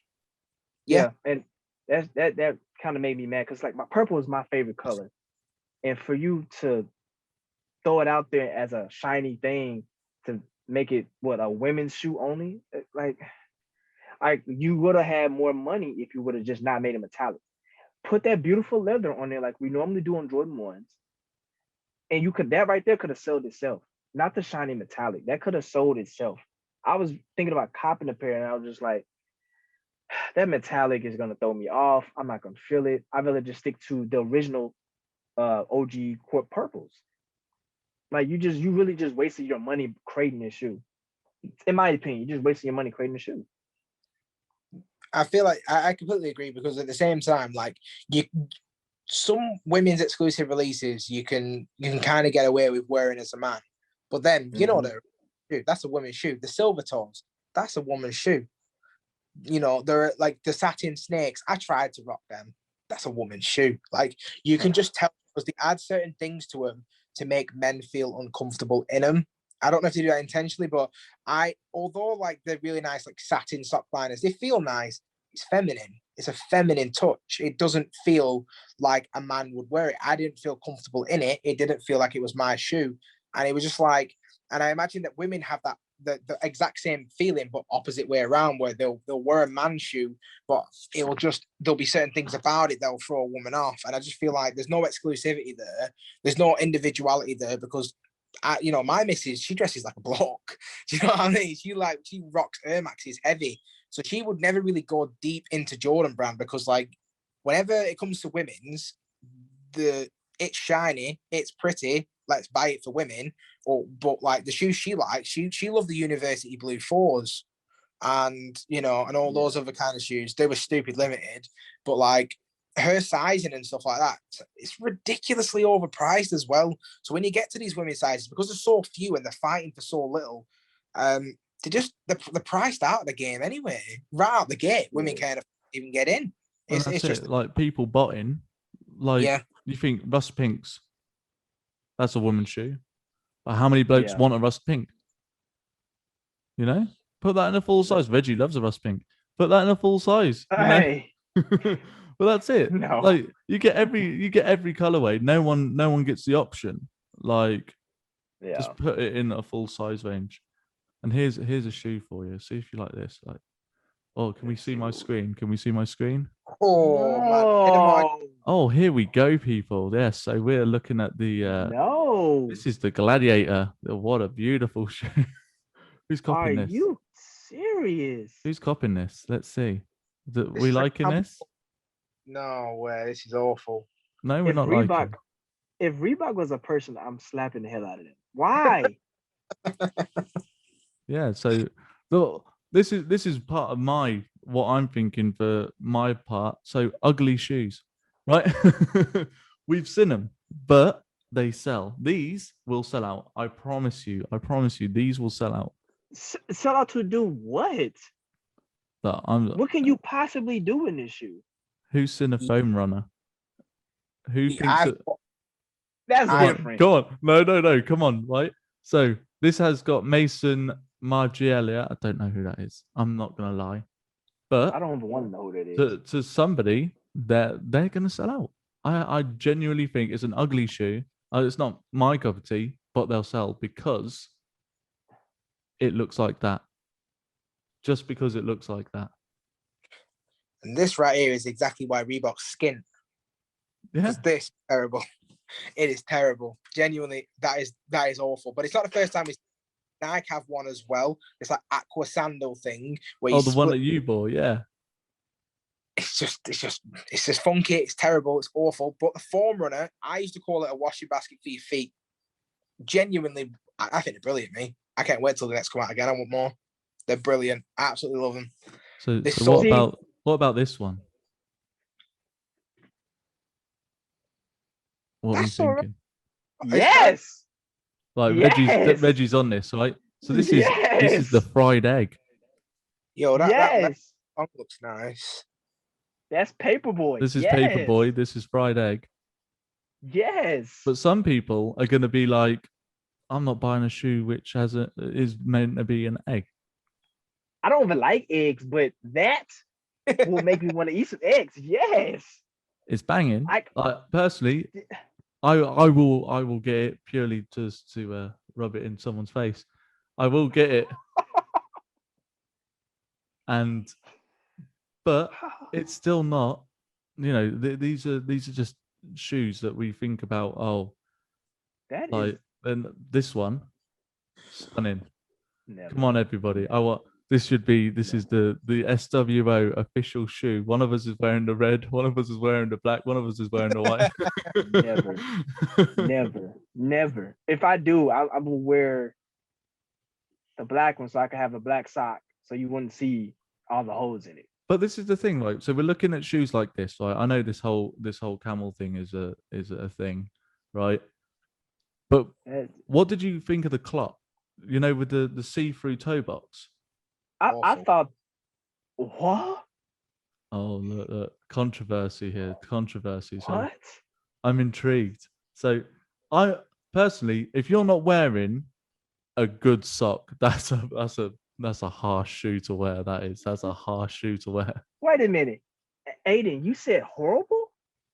Only horrible because of the quality. Because I've seen one pair in hand and the quality was tragic.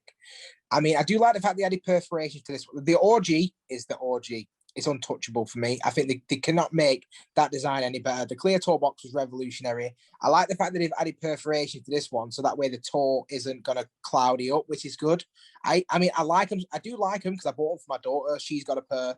But like you say, your sock game's got to be on point. I've seen people rocking them with the toes out, which really changed my opinion on them anyway. But it was the quality that let it down for me. Like the fact that like the whole shoe just kind of loses its structure because they've kind of dug it out. So like the sizing was off. I've not tried a pair out, so this is all paraphrasing a friend of mine that has them. He said like they've dug out the whole sock liner and there's no padding there, there's no structure to it. So when he was getting it off feet, it kind of wilted in at the sides. And like, so I feel like the design was beautiful, the craft was terrible, but the elements that I do like are still there, but the OG was still better, in my opinion. Anyway. Okay. I'm not too mad. Yeah. I mean, obviously, OG pair will automatically be better than the 2.0s. I mean, because when you can look at the pictures of OG and the 2.0s, you can tell that OG it's a different vibe to it. Mm-hmm. Just like the Bacons that they came out, the 2.0 Bacons. Yeah. I had a pair. I actually had a pair. I posted on the channel. They were nice. I really did like them. But I prefer the OG because the OG just had that style to it where it's like you're not gonna get something better than that. And so I kind of agree with you on that. I guess maybe I was a little caught off a surprise because it was a 2.0. I was like, okay, I get it. 2.0. I mean, I still want to get a pair just to see how I feel about them. But me personally, I would really hunt down the OG pairs of the Bacons and the Clots because I feel like it's better to have an OG better than a 2.0 because obviously you can tell the quality is totally different. You can, on both of them, you can tell they're totally different. I guess 2.0s, I guess they tried to make it comfy or however they want to do.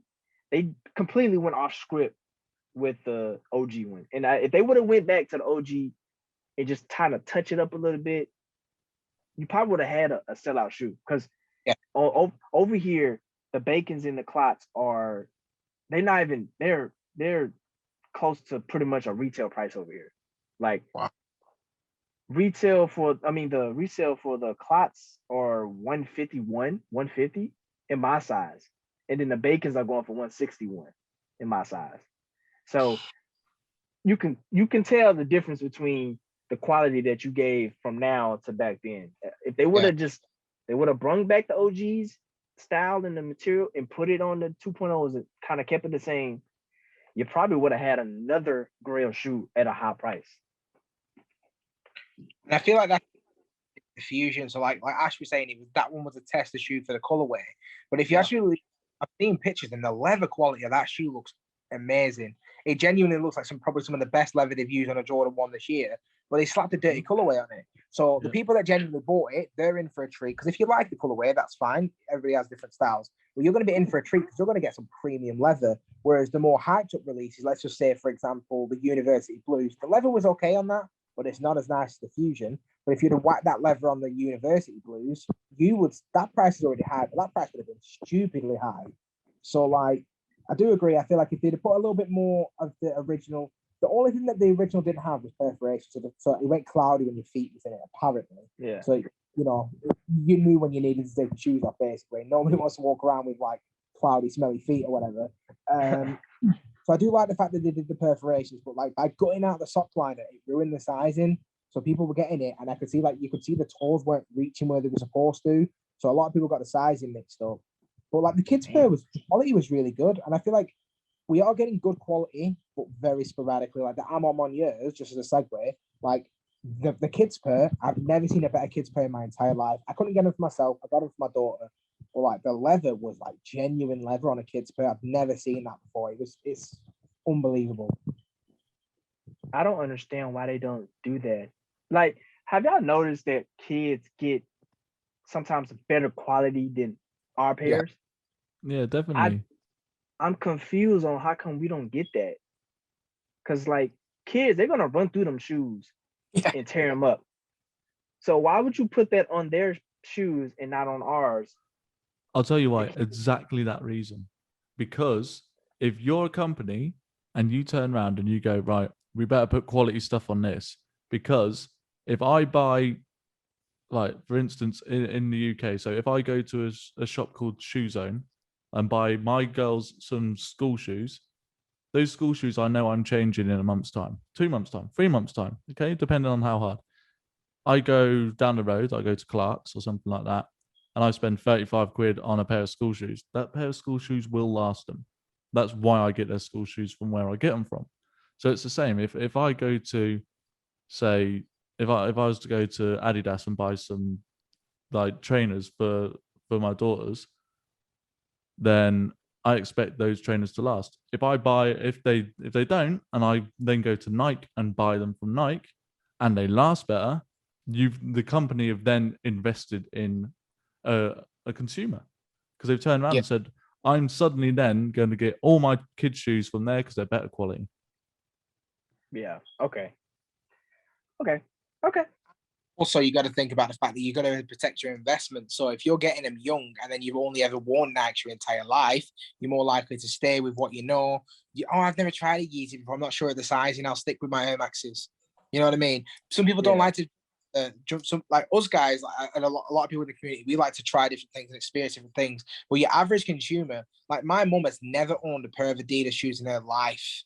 She has been Nike forever. My dad, he never wears Nikes. He's been Adidas forever. He was like in the 70s, like the Adidas, like was it the 70s or the 80s? The Forum highs anyway. Like my dad rocked the Forums and stuff like that back in the 70s and 80s, whatever it was. Like he never buys Nike. I give him Nike shoes. He wears them once or twice, and then he goes back to his Adidas. So like he won't even try New Balance. I said, oh, the dad shoes, they are comfortable shoes. He's like, my Adidas are comfortable shoes. So they're protecting their investment, because my dad would never ever spend money elsewhere. He'll be buried in Adidas shoes. He won't even wear. He'll be buried in his Adidas. So it's like, in a way, like I'm the same. I remember Reebok, but I remember when the tide changed, when I got my first pair of Nikes, and I was like, wow, this is much better than my Reebok. I've got the odd Yeezy, the odd Adidas, the odd Ultra Boost or whatever. I'm still rocking Nikes every day. I wear Nikes in pretty much all my clothing. Yeah. It's investment, isn't it? Yeah, Nike. Yeah, I ain't gonna lie. Nike is Nike's a beast. A beast. Yeah, that's a brand that you just can't seem to get over. Yeah, that I'm on that wave too. Okay, I got Okay, you. I got something then, right? Let's get everyone onto the Adidas train for a second, right? Or Adidas, however you want to do it. So, Okay. if I say to you the Yeezy banana shoe, does anyone know what I'm going on about? Oh yes. Oh God. Yeah. Yes. Have you seen this, Reggie? The banana? I'll show you. So this is the Yeezy RNR. No, we're going on with ugly shoes again. These so-called Yeezy running shoe. Yeah, the running shoe. Look Yeah, at yeah. That is tragic. That's a half cut banana. I think Kanye is not. I think Kanye is kind of getting pushed out his own company. I don't think Have you seen Yeezy Gap? Has anyone seen the latest, the first release of what's getting sold here? Boom. Oh God.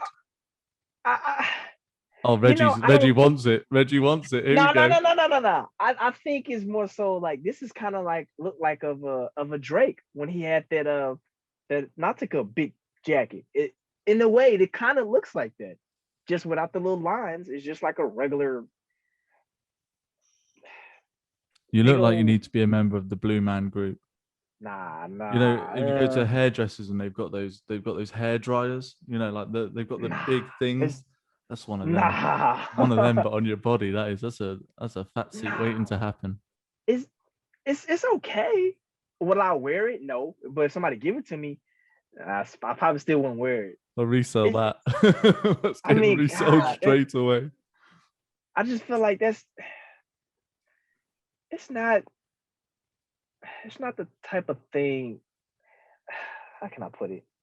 It wouldn't be something that I feel like we will wear, but there's something for everyone. There is something for everyone. There's always going to be, because that's the market. You know, we all turn around, myself included. And when I first saw those, I'm just going to call them the dumplings, like the clouds. Was it Yeezy Clouds? I looked at them and I was just like, not a fan of them. Then they say, oh, they're going to do an all black colorway. I'm looking at them and I'm like, you know what? Like, I think I could rock them. I think I could. Yeah. But will I buy them? Probably not. If someone gifts them to me, I'll probably wear them. Only when I see them, but I'll probably wear them. But then, maybe. You carry on. Oh, I was gonna say maybe a different color. Maybe you would have sold me on a different color. Maybe. Yeah. But then there's new things coming out all the time. This is one from Adidas. I don't know if you've heard about this. This is the it's like a RAL 7000 Studio, which I don't know how this is going to work, but this is apparently a boot to go over your shoe. So this is a boot for your shoe. So you can keep your shoe clean, and it's an over boot. I rate it. I'd wear this. You'd rock it, yeah? Yeah, I'd wear that. I mean, I mean, I'm not gonna lie. I've got no scruples. I remember I was at a family gathering and I had like I can't remember what pair of J's I was wearing, but it was one of my favorites. It was it was like a year or so ago. That's with family anyway. And it was torrential rain. I put carry bags over my feet. Oh yeah, I yeah. have no Like, scruples. I mean, I genuinely I use the Rejuvenator thingy spray, whatever, to make sure they're good anyway. But this was like torrential. Like if my shoe goes out there, it's dead. I was contemplating walking on barefoot to save my shoes. But anyway, I put the carry bags over. Didn't work so well anyway. But I'd wear an overboot. It seems silly, but I mean, there's only. I think this is the thing. Adidas are really getting into the trick here, because how many times have you looked at those suede pair and you're like, there is a 30% chance of rain, but I really want to rock these. I'm going somewhere where I know it's going to be dry indoors. I don't want to have to, take a pair in a carrier bag and then change into them and da. I can literally slip this bad boy on, leave it at the door, and what am I walking in with? I'm walking in with my suede shoes. Exactly. Yeah. Also, be interested to see how it forms, because if it was a case of, like if it was super collapsible, so like if you could kind of like fold the sides down and kind of just becomes the sole you carry around, so like it would fit into like a compartment of a bag or something. If it's really pliable, it looks like it's a styrofoam mold kind of thing with a sock liner that you can just kind of slide your foot into. I'm guessing at the back it's kind of cut up.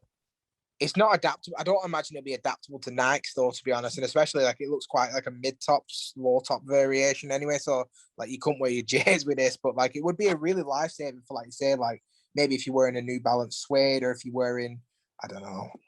I just think that's something that companies need to start looking into, because we get these Gore-Texes and everything, which are, they go into all your kind of different weathers. Why not just create something which can be put over your shoe, which is for going to be wearing your best shoes out? Another thing, it's like with Vans have been adapting that waterproof canvas technology. And I was watching a review and they tested it out and it was bloody brilliant. Like, I was like, wow. I mean, Vans, obviously they don't get the respect they deserve anyway. But like, if they could adapt that technology to an all suede shoe, like that's... The problem is with that is if you start adapting this kind of technology to save your shoes from being destroyed, you're effectively, for the average consumer, meaning that one shoe will last you 2 years, not 1 year. So you're cutting your own budget. So I don't think Nike will ever adapt a technology that will stop that from happening, because that will mean that they're going to lose money, because more people. Well, we all know, like Tesla made a battery that never runs out, but no one will ever see it because Energizer's out of the business. Yeah, that's it. You're not going to buy it.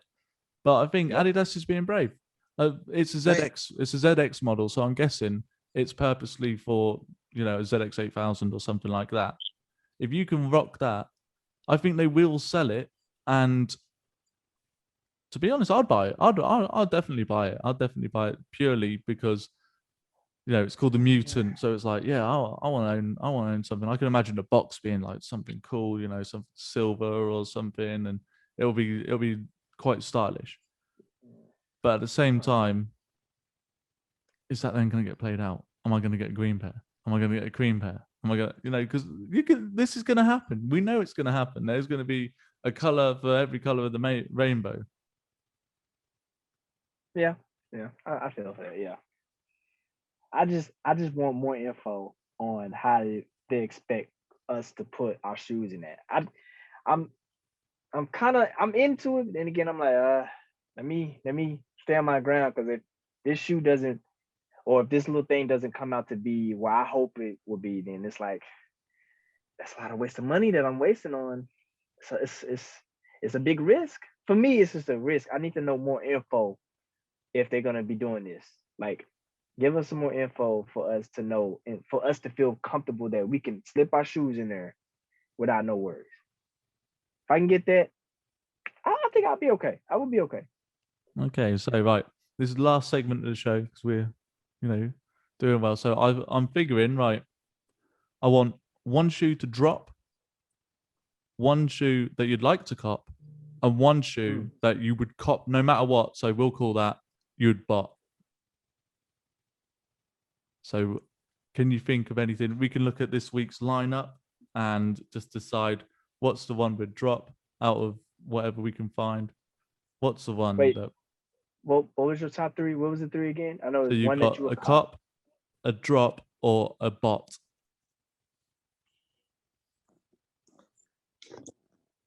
For sure, for me, Yeah. cop would be the street hawkers for sure. Okay. That's a cop. That's a must cop. That's an absolutely must cop. Street hawkers. A drop.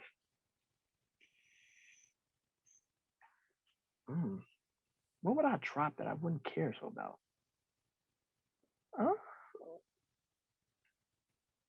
I would say the Yeezy Quantums. I would drop the hell out of those. That can go. Like that is so ugly to me. And a bot. Wait, so the bot is what is it about again? When you bought something, you're pretty much guaranteeing it. Something that I bought that I'm guaranteeing.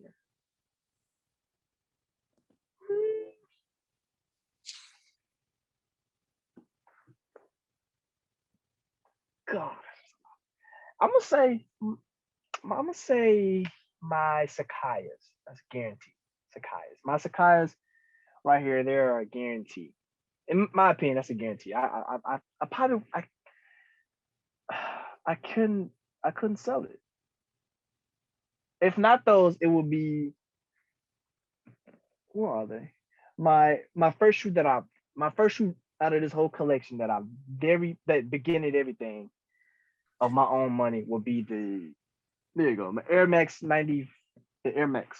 What was it? Yeah, the Air Max Plus OGs. It was a violent purple colorway.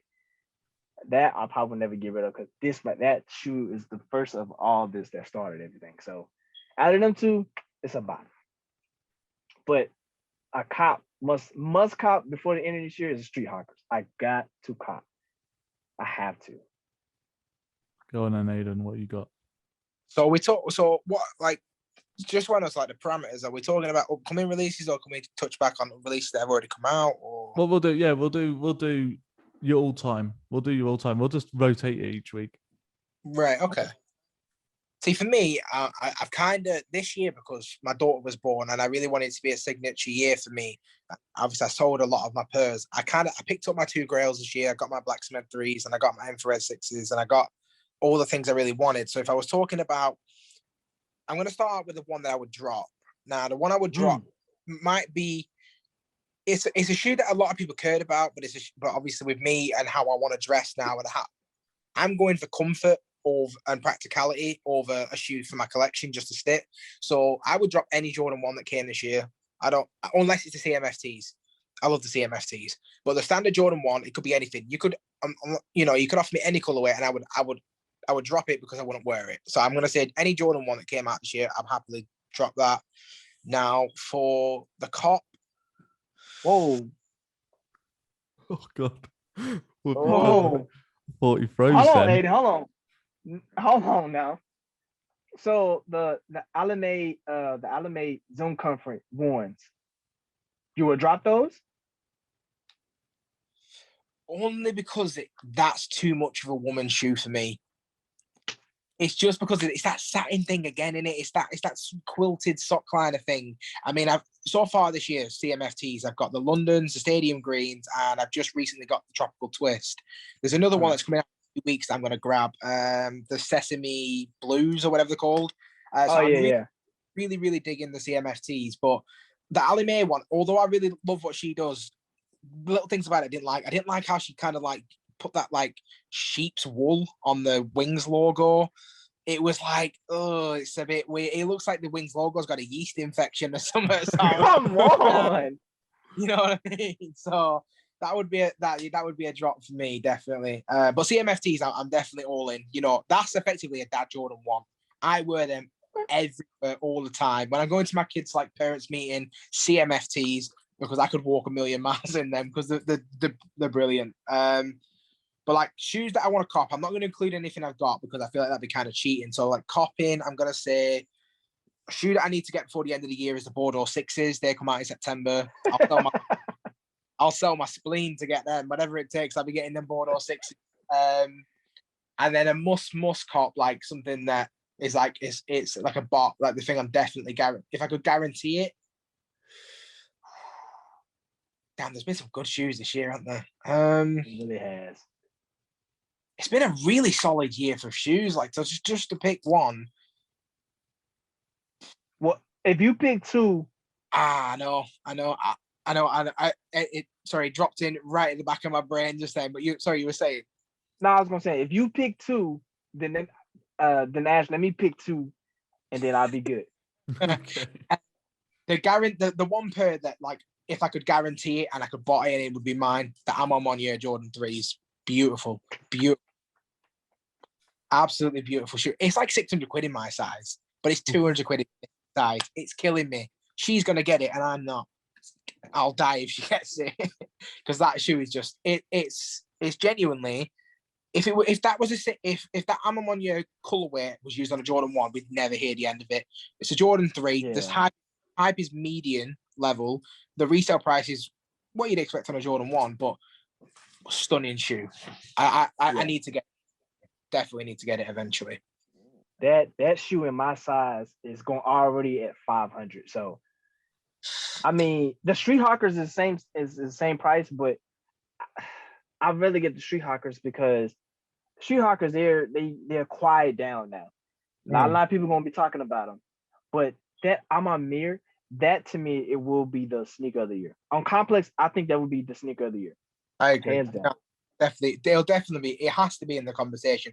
I feel like in a way, trophy rooms might just pinch it or something like that. Might just because in a lot of the time Complex go based off opinion, don't they? Like, but I feel like if you ask like genuine collectors instead of just enthusiasts and just genuinely people that just like the Jordan 1, because if a lot of people just like the Jordan 1 and don't like Jordans, but I feel like if you ask more of a wider range of people, like what's better, the trophy rooms or the Amon, for me it's the Amon every single time. It's like a horse. Yeah, Jordan 1, that trophy room, it looks like a Chicago, just a little glitter on it. That's all. To me, that's all it is.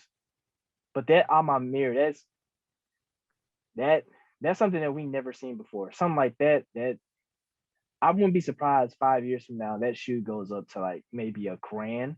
I wouldn't even be surprised. 100%. I completely agree. Yeah. Well, on, Ash. Hold on.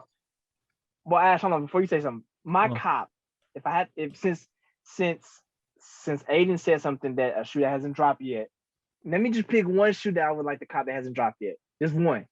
And that would be the Tokyo 5s that's going to be coming out this year. Fair enough. Yeah. That's all I got to say. If that had the cop that hasn't came out yet, it would be the Tokyo 5s. I'm done. That's my baby. That's it. See, I've got some really surprising ones because mine are not hype. Mine is just not hype.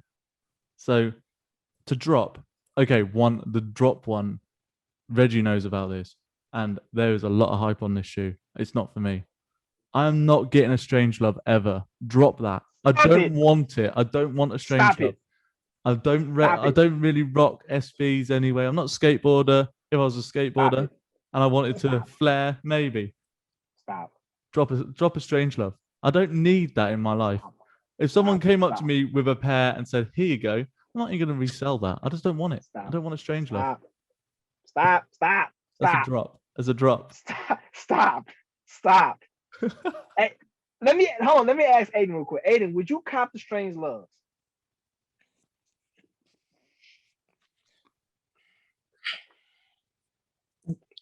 See that? See what that is, Reggie? That's you getting outnumbered, mate. See, I'm going to be honest with you. Choose wisely. My brain's not pulling up are the Strange Loves the pink ones? Yeah. Yeah, 100%. Yeah. I'll be honest. I was something completely different, and that's why I was hesitating. The only reason being is I saw the review and then the word test on Mr. Former Simpson's channel, and I think Buckets did it. And even though he trashes his shoes, so props to him. Like, even beat up, they were beautiful. I would definitely wear them. I think they're a shoe you'd wear premiere of a big movie or something. They look beautiful.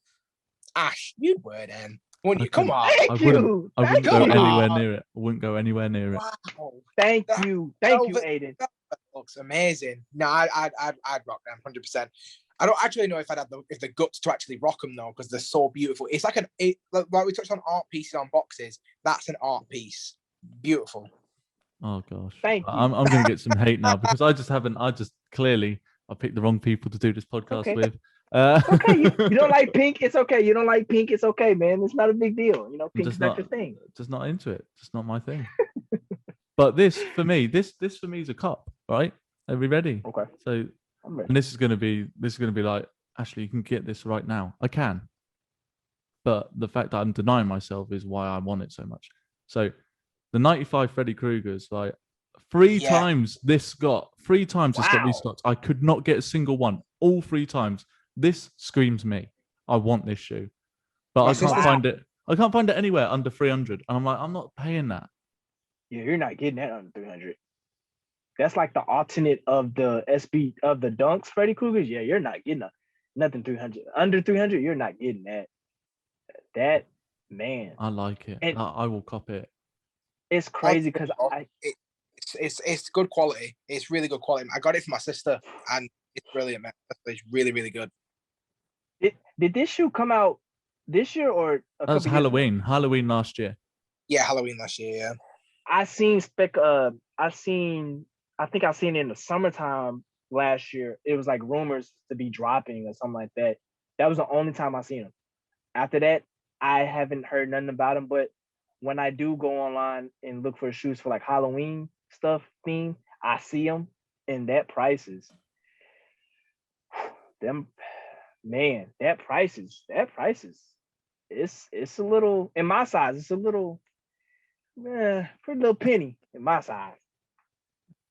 That's Man, what I'm saying. but Like, I would, yeah, I need it. I do. That It's the thing is, it's achievable. It's not a hard shoe for me to get. Like they are about. If I'm really that desperate for it, I can get it. But I don't know. I'm thinking 10 years time, someone might have one. Might be able to get it without the box. You know, I might be able to rock it. You know, get it on an eBay. They do authentication now. Well, I'll go into that next week. That's like a segment for next week. But they get authentication now. I'll make sure that thing's legit. No one's gonna fake it. I hope, but everyone fakes everything these days. They shouldn't. No. And my bot, which is a future shoe. Oh, you got to post this one. You want me to bring it up? Yeah. Oh, I want to see this. Oh yeah. Okay. I think most people will know what it is.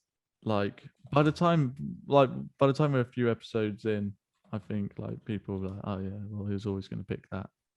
So like, is this coming out this year or like we're talking about maybe next year? This is coming out quite soon. Ooh, quite soon. I've probably seen it. Oh yeah, you've definitely seen it. 1 second. Let me see. What are you thinking? I want a guess. I'm curious to see this. Can you give us a hint as to what brand is? It's New Balance. New Balance. Obviously. Okay.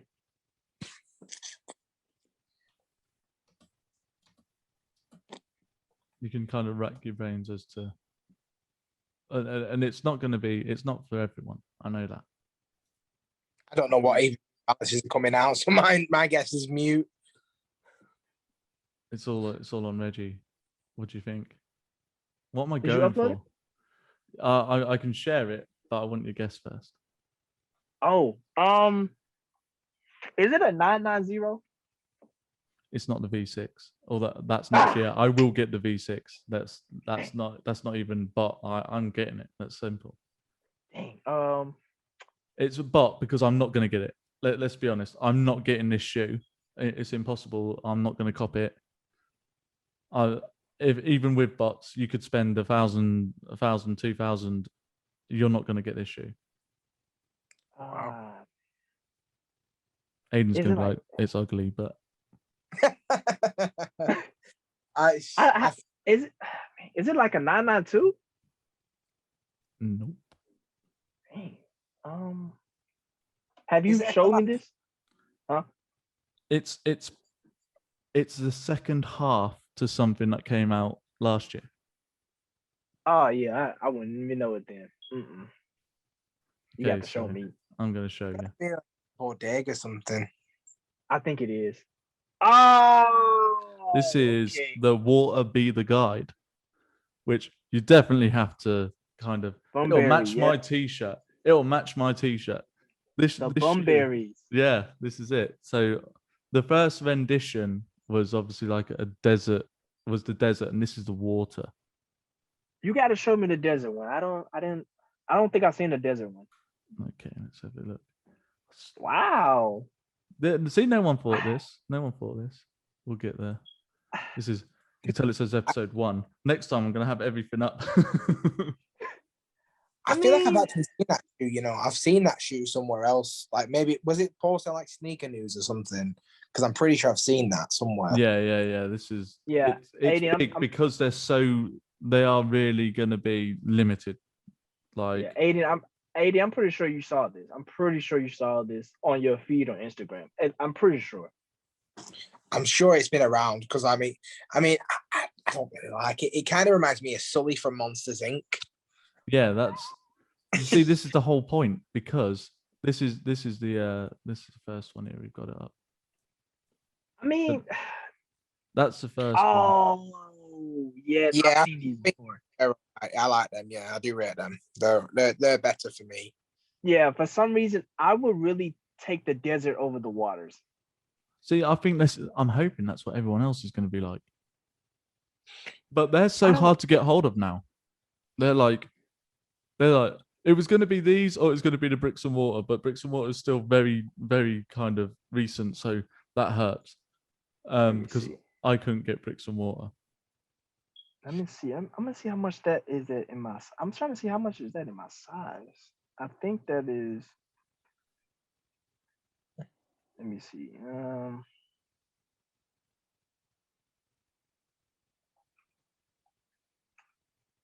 I believe that size. I think that's high in my size. But I mean, me personally, I would take that. I would really take that.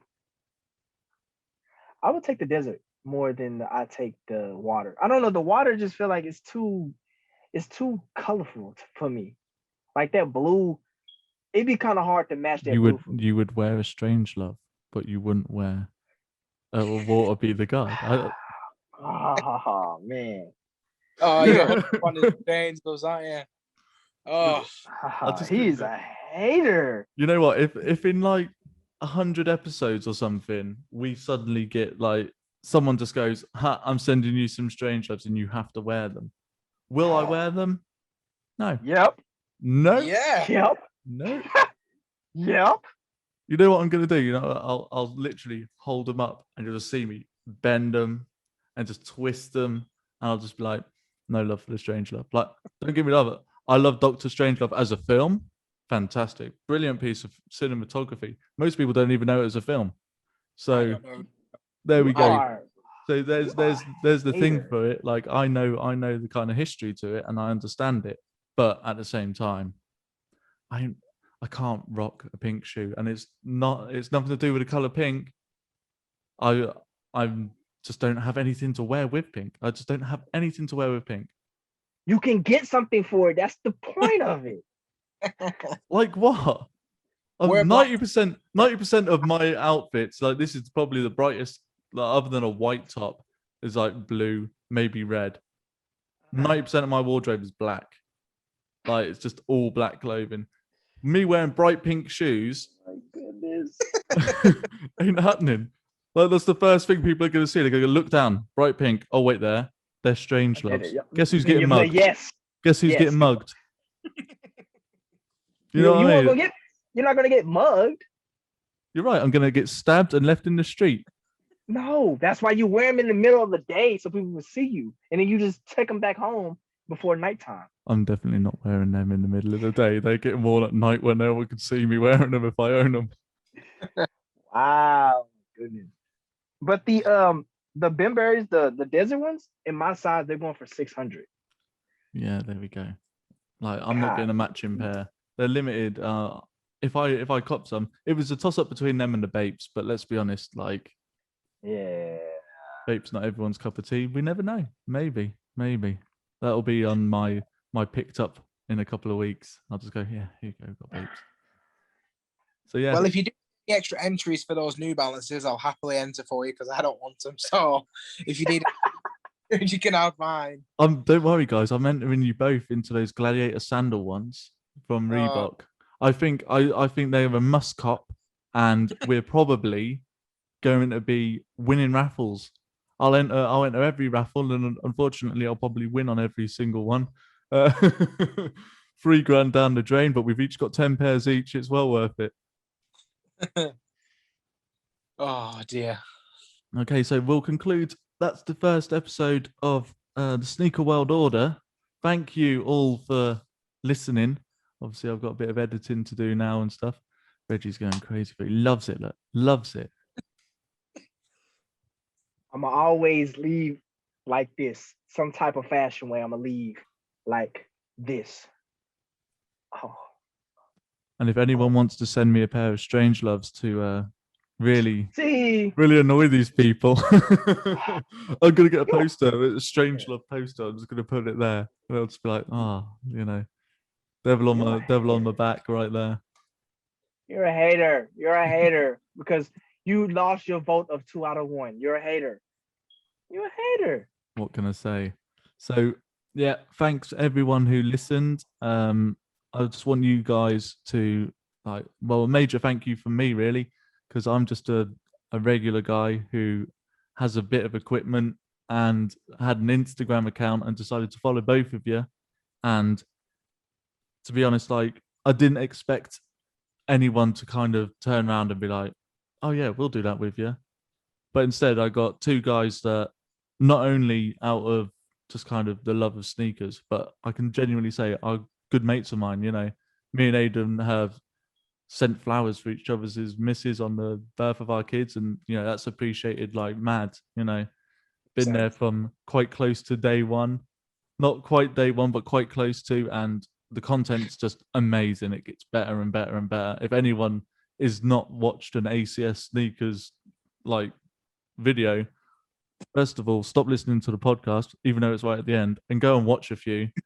Watch the whole back catalogue, like them, comment on them, because they all do great, the analytics and all that stuff. But a shoe that you may not have thought about, you will definitely get a different insight into it. It's well worth doing. Reggie posts every day. If you've got a couple of years, you can catch back all his episodes. But no, seriously, again with Blaze and Reggie, you know, we come up with an ending tagline for him. Courtesy. But at the same time, you know, like, the YouTube channels are legit, and I just thank you both for giving me the opportunity to not only talk to you on this kind of platform, but also for, you know, all the content that you create. So give yourselves a shout out, follow them, and that'll be me for the rest of the show. So thanks. I've been Ashley, and listen to next week for some more sneaker chat. Give yourselves shout outs. I was giving it to Reg, but yes, appreciate you having me on, dude. I really do appreciate this, you know, wanted me to be involved, you know. Got a major ego boost from Reggie earlier today, so I'm feeling good, feeling lucky to be here as well and actually be involved. So yeah, check me out on Instagram, ACS Sneakers. It's the same on everything else. Facebook, ACS Sneakers. Twitter, the same. YouTube channel, pushing to 10K subs. Nowhere near it, but after this, you never know.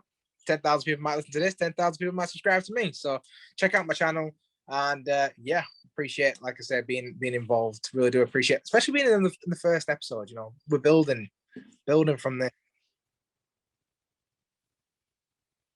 Oh, my turn. Oh, my bad.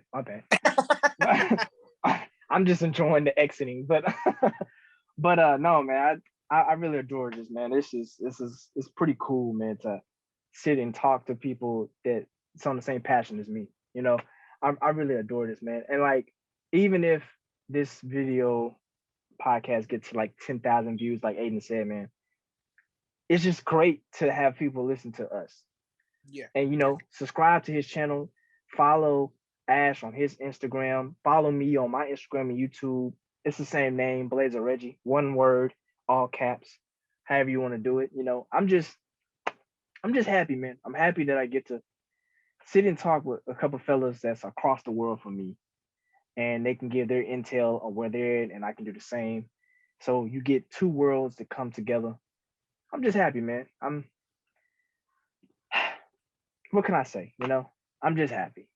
Blazer Reggie, that's that's me, the kid from the block. I'm done. Look, Ash, take it away. I'm done. I'm done. I'm done. I don't want to cry. All right then. So, right, catch you again next week. We'll try and I've got to do a bit of editing, but I'll try and get these out every Friday. We'll record once a week. So check it out again next week. And yeah, thanks for listening to the Sneaker World Order. See you later.